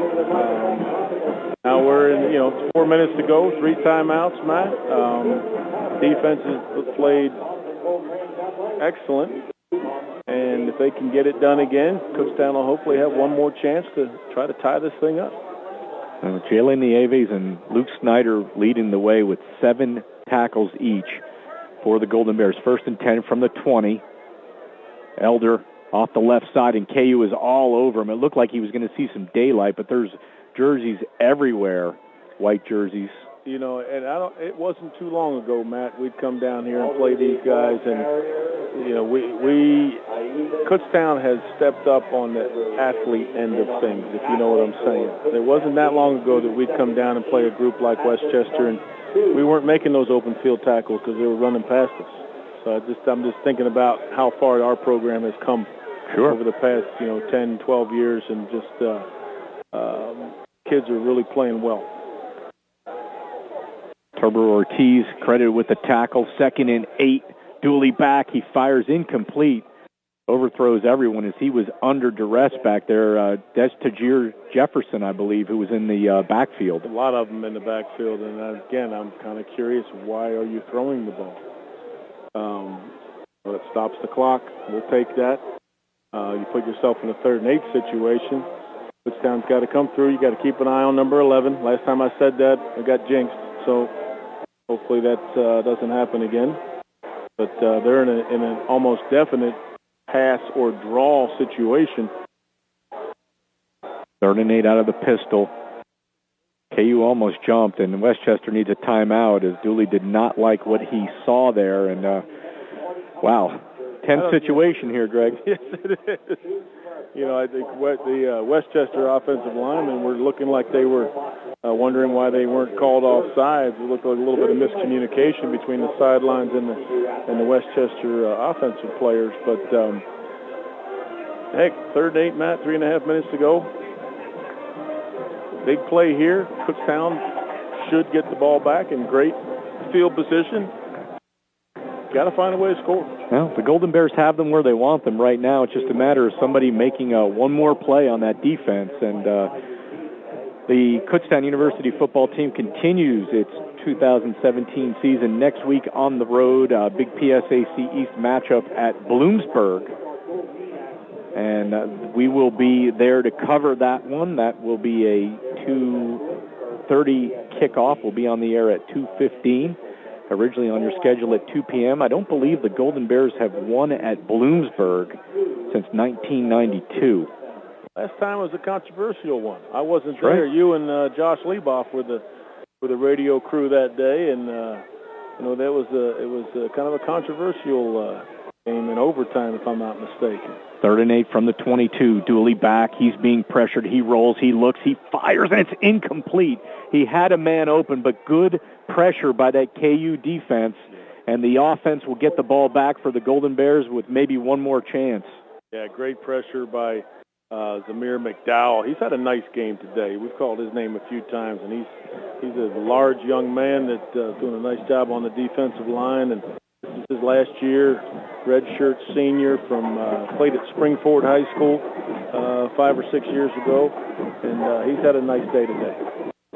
Paulison back at his own 8-yard line. Connor Sullivan deep for the Golden Bears at his 44. Pressure. Oh, flags or something. It must be a flag or what? Somebody. Oh, illegal procedure. 5 years. Got taken 5 yards back. I'm not sure. Somebody must have moved. Everything just stopped as 3 KU jerseys came barreling down on Paulison. And I thought he was a deer in headlights there for a second, but he's going to go. He's going to be pushed maybe back. It might have been a fake. I don't think they would do something like that. I've only seen a few fakes from down there on a punt in my time, Greg. Down the road a little bit, and this time it's a bit of a high shank there, and KU will let it bounce. It's going to bounce at the 39-yard line and be stopped. He was under good pressure there, and I think that's what caused him to kind of shoot that straight up in the air. And also look at the wind. Yeah. That's what we talked about. It could be a factor. That thing went up, and then it just hit a wall and came straight down. So you can't ask for a better situation for Kutztown right now. 3 timeouts, 3 minutes to go. Okay, you're at the 39-yard line. I mean, let's take advantage of this. We haven't taken advantage of this kind of stuff all day. And try to run the football if you can here, Greg. 1st and 10 at the Westchester 39. 3:27 to go. It's 21-13 Golden Rams. Double wing. Galbo back. Fires, completes it to Sullivan. Sullivan breaks a tackle inside the 30. First down, Golden Bears. Yeah, great job by Connor Sullivan. That was a one-man show there. It was a great catch, first of all. He had pressure on the catch. He caught the ball, then he actually split a couple defenders and carried him with him for a couple yards to get that first down. Double wing. 1st and 10 at the 28-yard line of the Golden Rams. Kutztown trailing by 8. DeGalbo back. With time, he throws, looking deep in the end zone, incomplete, intended for Diego Torres. Yes, and this is where throwing with the wind sometimes it does get a little goofy because the ball can kind of hang up in the air on you. Sure. So, especially with those long balls. You know, you throw some longer balls, that wind will just kind of hold it up in the air, and it's a little harder to be accurate on some of those balls. 2nd and 10 at the 28. Double wing. Working from the center of the field, DeGalbo gets his call in, as does the rest of the offense, from the sideline. Culver is your sole setback. He'll shift to the right side. DeGalbo takes the shotgun. He fires, completes it behind Connor Sullivan for a gain down to about the 25-yard line. We'll call it 3 yards, 3rd and 7. Yep. And basically right here, I think you take 2 downs to get that first down. You got 2:45 left to go. You know, I would not worry right now to try to get the first down now. Just get what you can. Take what they give you. Got plenty of time. You get 2 downs to get 7 yards. Should be fine. 3rd and 7 from the 25. Double wing. Culver to DeGalbo's right. DeGalbo drops. He fires a diving catch by Josh Lee down at the 15. First down, Golden Bears. Great catch by Josh, all hands. That ball was out in front of him. He laid out, stuck his hands out there, and pulled that thing in. Great job by Josh Lee. 2:11 to go. 1st and 10. Timeout coming up, I believe. Yep, timeout Westchester. I got to take the jacket off here, Greg. I'm getting a little heated. Remember what happened when we've had these games before, Matt, and I used to pound on this shoulder. Hopefully I get to pound on your shoulder again. Clarion a couple of years ago, Shippensburg last year. Well, the flu shot's middle of the week, so you can pound this week, I guess, Greg. You're okay. Well, we've had some exciting times together in some of our games. Obviously, Shippensburg last year capped a lot of them, but Clarion 2 years ago with an overtime win, and instead of pounding on the table, I just pound on Matt's shoulder. So. I'll make sure I put you on my right side next week after I get the flu shot. Well, hopefully I'll get a chance to do it. We'll see if Kutztown can finish this out. And obviously we'd be shooting for an overtime situation. And obviously, depending on what Westchester has, if we can get this done, then they're going to do what they can to. But let's just shut up and watch. 1st and 10 at the Westchester 15, double wing. Culver is your sole setback. A run is certainly not out of the question. 2:11 to go. KU trailing by 8. DeGalbo back with time. He fires incomplete. I looked like it was almost tipped. It looked like he was looking for Josh Lee there. Yeah, I think he was looking for Josh. It was definitely way behind Josh. I have to assume that he didn't throw it that poorly. I think it probably was tipped by one of the defensive linemen from Westchester. They haven't seen a lot of pressure from Westchester lately, but I think they're probably getting tired of chasing him around the field. 2nd down and 10 from the 15. Trips to the far side. There's a stack with Garbarino in front, the tight end, and there's a flag. I think we've got Kutztown athletes are reacting that Westchester jumped off sides. We'll see what they have to call here. Definitely a strange formation. They had that stack to the left side with Garbarino and 2 receivers, Offsides, one receiver to the near side. Yes, sir. Free 5 yards. We'll take it. I would think about running the football with Evan Culver here, Greg, or DeGalbo. I think that's just mix it up. Keep them off balance. We've got plenty of time. We're Sure. not in a time situation at all. We don't have to throw the ball. You've got a 2nd down and 5. It's not, absolutely. And look, they've only got 5 guys in the box, Matt. Absolutely. DeGalbo back. He fires, leaping, incomplete. Knocked away at the last minute by the defender, number 21 of the Golden Rams. That's Shaquille James. Yeah, that's one there. That was not a high percentage ball. DeGalbo fired it. I have to agree with your thoughts about running the ball. Sure. Even now, there's only 5 in the box. I know we've struggled up front offensively on some things, hard time sustaining blocks, but God, it looks like you could kind of split that middle there a little bit. All right, we've got a shift here by the Golden Bears. 3rd and 5 from the 10. Garbarino, the tight end, comes and lines up to the near side, trips to the far side. Culver in the backfield, and there's a timeout called for by Coach Clements. Yep. I think the play clock was in danger of running out there. I wasn't looking at that, but good job by Coach Clements of not allowing that to run out and us getting a delay of game penalty. So, again, I don't think a run is out of the question here. It's not out of the question? No, okay. Not at all. Do not think it's out of the question at all. I think 2nd down would have been the better time to do it. Because, again, they've got 5 in the box, and they're kind of all spread out, and they're looking for those little short throws that we've kind of hit here a couple times, and they're looking to try to stop that. Maybe you can do something up inside and get Culver or even DeGalbo up in there. Because the quickest, shortest way to get somewhere is what, Matt? Straight ahead. Straight ahead. Yeah, man. I agree. Straight line. Because you, at least from our angle, you see some gaps in there. Now, we're going to have to sustain some blocks, which we've not shown that we've been able to do very well today, to be honest with you. But we've had a few glimpses of success with it. So, well, let's see what we got dialed up to. 3rd and 5 at the 10. It is 21-13 Westchester, 2:02 to go. Trips to the far side. The tight end Garbarino to the near side. Culver in the backfield. KU will use the tight end. DeGalbo back. He's firing to the far corner. It is caught. A flag flies. It's caught for the touchdown. But let's see. That could go either way now. That could go either way. I'm not going to say that that's not offensive pass interference because they were a little pushing and shoving. Connor Sullivan on the reception, Greg. Yes, but that could go either way. I'm not so sure that we didn't push off. Oh, boy. That would be very disappointing.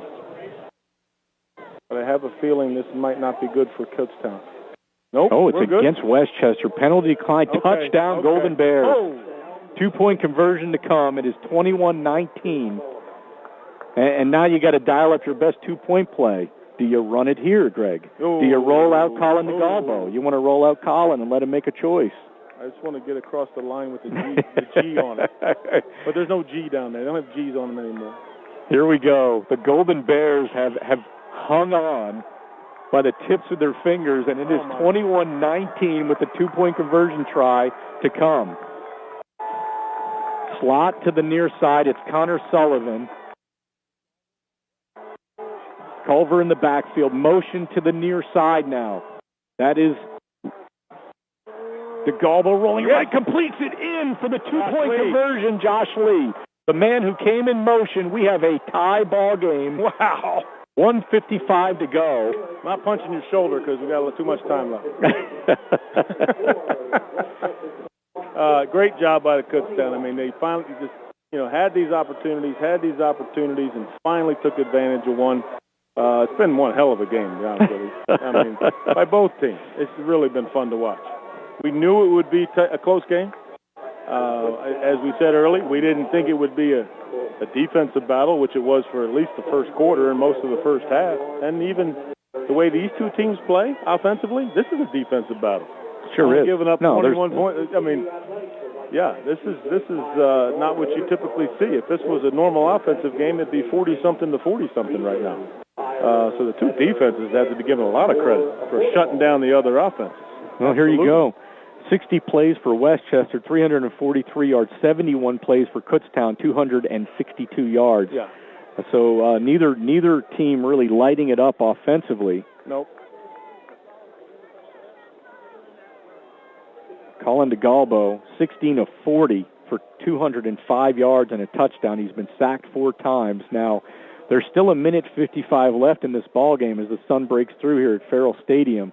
Tied at 21. The Golden Rams do have 1 timeout, Kutztown with 2. And a lot of weapons on the other side there. Well, the one weapon we're worried about is James. Sure. James is, and you got Elder. Elder, we've kind of held him in check all day, but he's got glimpses of getting loose. End over end kick. It's short, taken by Elder at the 8-yard line. Elder up over the 20, 25, 30. He's loose. 40. Midfield, he leaps, and he's into Kutztown territory. Not what you want. No, not what you want at all. I mean, we got a flag, though. Got a flag, Matt. Flag back at the 23. That could be good. Likely is a block in the back. It's usually what you see on returns a lot. So if you got a block in the back, that'll be coming back, and that'll be good for Kutztown. Personal foul, block below the waist. Okay, same thing. Big break. Wow. Same thing. Big break. That was almost a disaster there, Greg. Coach Swan is trying to communicate with the officials that it should be up there from the end of the run, and he is correct. Yeah. No, it was on Kutztown. What? We must have dove in and hit somebody below the waist. So that's going to be against us. Coach Clements is livid. I don't blame him. We went obviously below the waist on somebody. A lot of penalties. 9 for 73 against Westchester. Before that, 6 for 55 against the Golden Bears. Yeah, which is one of our they're in field goal range right now. They're in field goal range, absolutely. Defense has to come up big, which they've done all day. There was I don't know who the number was because we can't hear the ref mic for some reason or another. And that's one thing I don't understand is they're on the defensive side of the play. So they can't go below somebody's waist either, which is a little different. 1st and 10 from the 32. Dooley completes it down inside the 25. It's going to go down to the 21-yard line. It's complete to number 5. That is Marcus Sidnor. That's going to move the sticks. 11-yard gain. 1st and 10 at the 22-yard line of the Golden Bears, 129 and counting. 122. I mean, the best you can hope for is that you try to hold them to a field goal attempt. Obviously, they're burning as much clock as they can. They're down under 10, 6-5. Dooley back. He fires over the middle, and it's knocked away by Jake Perry. Great down play. at the 10, incomplete, no Great flag. play. No flag, but he was hanging on him a little bit, but no flag. That was a great play by Jake. Come over the top and knock that ball down. Intended for Tyler Karpinski. So now we have 2nd and 10 for the Golden Rams. This game tied at 21. Westchester led 21-6. KU has fought back and now has their backs against the wall again. Got to watch number 11. Got to watch James. He's a threat. Got Elder in the backfield. Pistol, Elder on the carry. Elder breaks a tackle, takes it down to about the 16-yard line, inside a minute. Timeout, Westchester. Is that their last one? Yes, it is. So you have a 3rd down and about 5 here, Greg. No timeouts left for Westchester. You would think the Rams will keep it on the ground, but maybe they'll try to convert the 1st down here and try to get 7. They've got a bit of a shaky kicking situation from what I understand. The last kick was not that good. The long one he tried, he really yanked it poorly. Are we sure that's their last timeout? Well, there's one left. It says that KU has one left. I thought he pointed to Westchester on that timeout, but maybe not. Maybe that was to us. He pointed to us. I mean, he pointed to Westchester, absolutely. But it says 1 for KU and 1 for Westchester, so we'll don't know if that's official, but neither here nor there right now. We got to see what we can do on this 3rd down and hold them to this field goal attempt. And 3rd and 4 from the 16. Dooley back with a double wing, fires over the middle, completes it, and spinning in. Did he get the touchdown? Yep. He did. That is Marcus Sidner, the senior out of Havertown, and Westchester goes up by 6 with 49 ticks left. Yep. I mean, the kickoff return and the penalty on the kickoff that kills return. you. It kills you. Wow. It kills you right there. You know, and you gave him a big return, and we added 15 yards to it for whatever that penalty was. So that was disappointing. But again, we've got big play people. We still have a timeout, and we'll still have about 45 seconds to go. Andrew Kedja. The extra point is no good. Blocked, as you mentioned, Greg, and I blocked wow. Aki Cox-Cowan, I believe. Now we've got a penalty somewhere. Got it looks like an unsportsmanlike, and it looks to me like it's against Westchester. Ooh. Which will help with our field position, if I'm correct here. The way the officials were reacting, it looks like Westchester started mouthing off. He's pointing against Westchester. Well, but then again, he pointed to Westchester a minute ago, and it was against us. So, but I believe it is against Westchester. They'll have to kick from the 20-yard line now. You cannot hear that ref mic.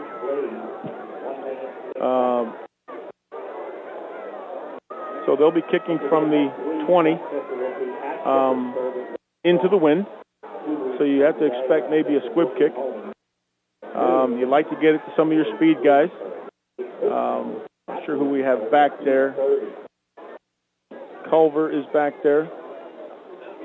They're taking Garbarino out, bringing in Harka. Naeem Navarez is in there. And in the middle, Tyson Harmon. Yep. Is he in there? Okay. Yep. Harka came in for Garbarino for a little more speed. And it's a matter of getting as close as we can and taking some chances. Well, 49 seconds and a timeout in college football, Greg. You never know. No, you don't. And if we would score, I will pound your shoulder, just so you know. 27-21 Westchester after the missed extra point. Westchester picked to win the PSAC East. Kutztown, the defending PSAC East champions, and it comes down to this 49 seconds. Here is a high end-over-end kick. It will be taken at the 30 on the run. up over the 40, up over the 45. Kutztown's going to have good field position as Harmon brings it up over the 45. Yeah, 43.4 seconds to go, and basically at midfield, 53 yards. I mean, plenty of time. It really is. The clock stops on the first down, so you have that advantage, until they reset the ball. Clock will stop getting out of bounds. I'm sure they'll be running some plays. They're in their 2-minute offense and still got that timeout to use as long as that's accurate. I think it is. Westchester crowd has stuck around, and they've seen a good one today, Matt. Absolutely. 1st and 10 from the 46. As has the Kutztown fans. Good contingent over there. The sun is out as DeGalbo drops back, steps up, being pressured. DeGalbo going to carry it, and the clock is moving. Kutztown should use that timeout, I think. They're at the 49. Using it. Ooh. Back up to the line of scrimmage. DeGalbo back. DeGalbo fires it underneath, and it's picked off. It's picked off. Flag on the play. How about a flag on all this? I assume that there's a flag on all the people on the field. There's going to be a hold on Kutztown, an interception by Westchester, and then there's going to be a penalty on Westchester for coming on the field. But that should be the ball game, right, Greg? Yeah. I mean, they'll just have to kneel down, and that's game over. If they did pick that ball, they did intercept it, correct? I'm assuming. Yep, they did. Yep.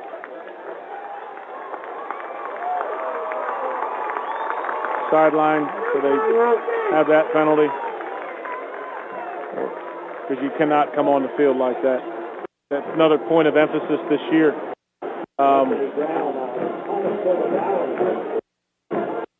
Another point of emphasis from the officials this year is sideline control. Excuse me. As we saw last week, we had a penalty on our coaches last week on sideline control, and then obviously we've had some penalties in the past with players coming on the field, and that is a big point of emphasis for the officials, and that's what they called there on Westchester. And picked off by Anthony Brown at the 50-yard line, and Brown just dove.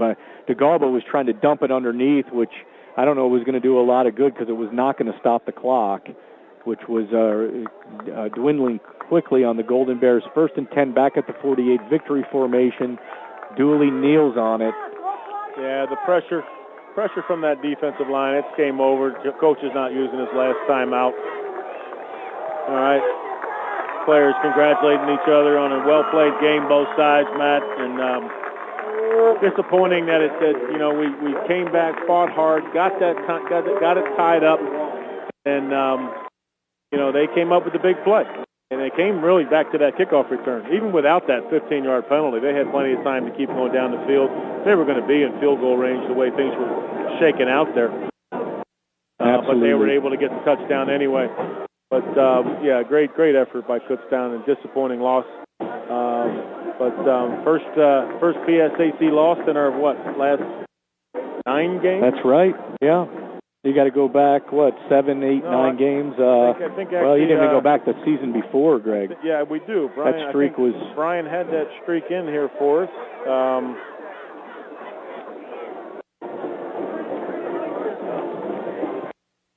don't know exactly. If I go back to 2015 to our last PSAC East loss. Well, you had the 7 last year. You had the one last week. That's 8. And go back before that. Yeah. Just looking through our materials prepared by Sports Information Director Brian Salvador. And back to 15, you're going all the way back to Bloomsburg, the game up at Bloomsburg. So 9, 10, 11, 12 in a row. Yeah, 12 in a row PSAC East wins. That's nothing to be ashamed of, obviously. But just a great effort because we could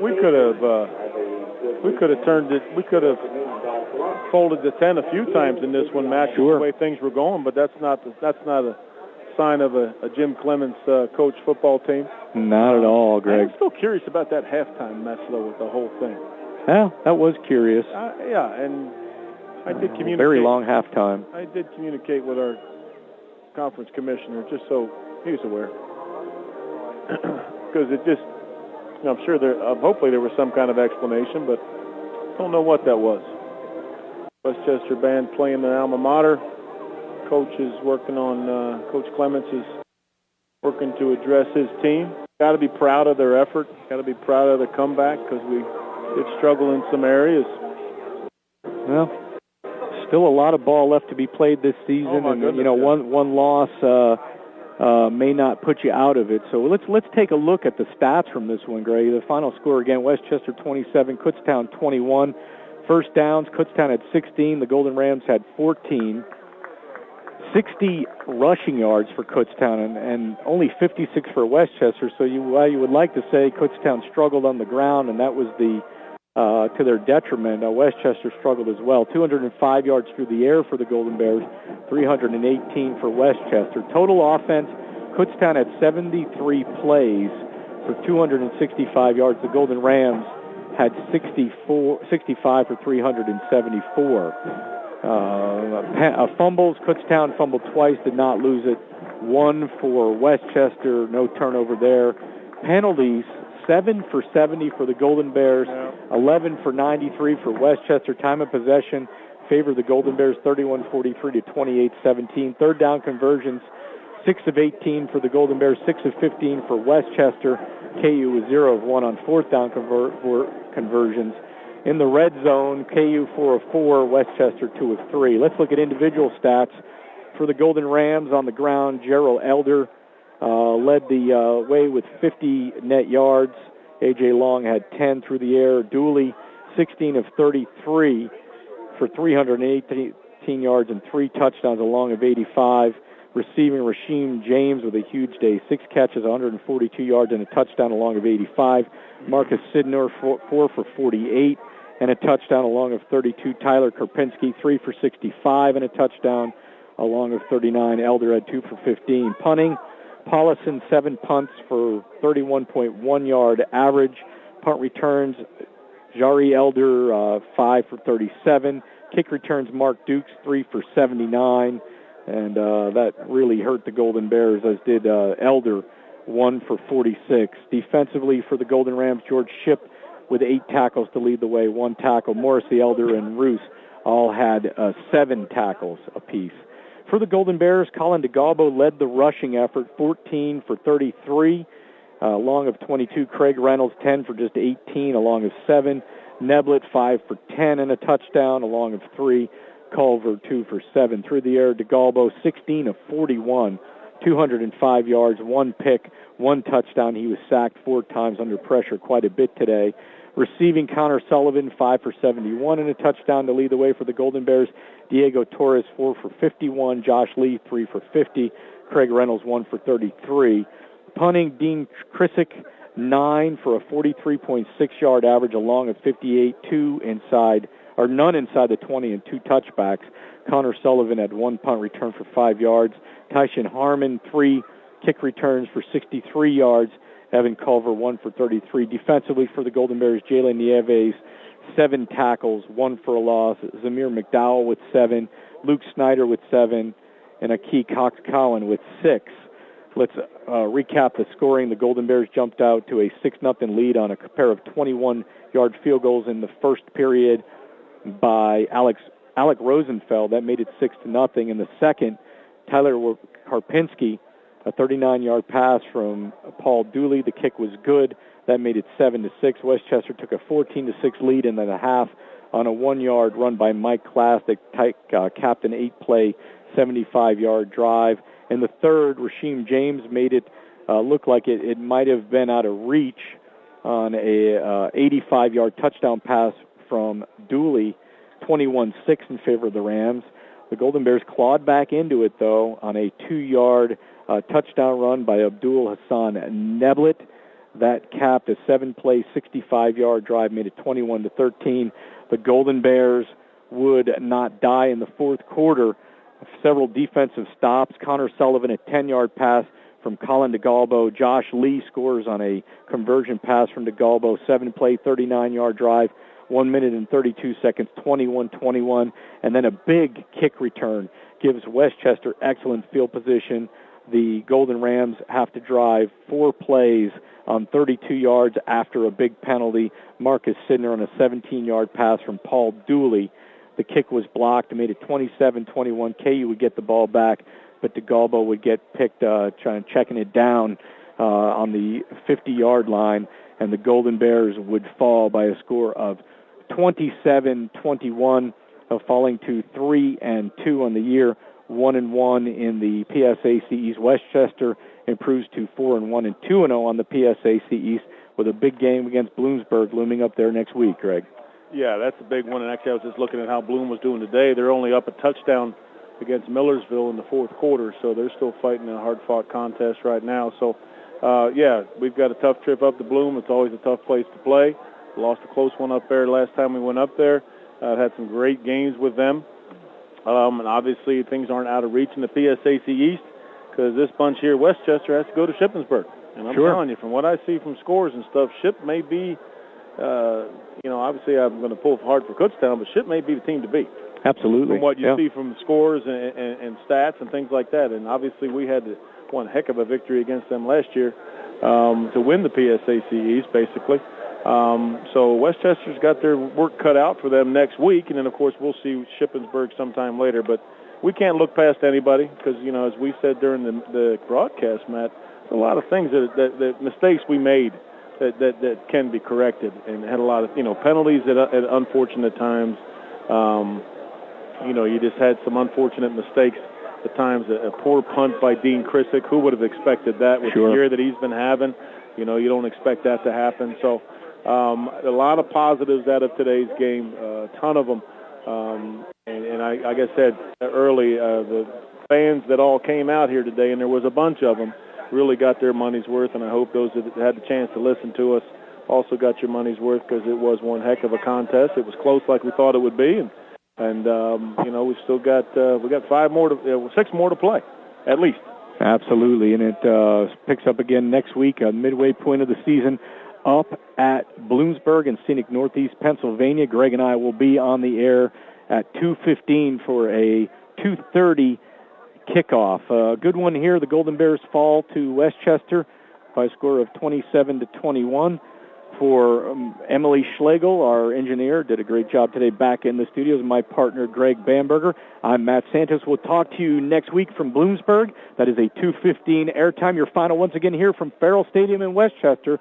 The Westchester University Golden Rams 27, the Kutztown University Golden Bears 21. You have been listening to Golden Bears football on the radio voice of Kutztown University, KUR. We'll talk to you next week from Bloomsburg. Good night, everyone. Thank you for listening to this presentation of Kutztown University Golden Bear football on the radio voice of Kutztown University, KUR. Today's game was brought to you by Kutztown University Radio and the corporate partners of Kutztown University Athletics. For more information, visit the KUR website at kutztown.edu/KUR and the KU Athletics website at kubears.com. Kutztown University football on KUR has been a presentation of the Golden Bear Network, and thank you for listening.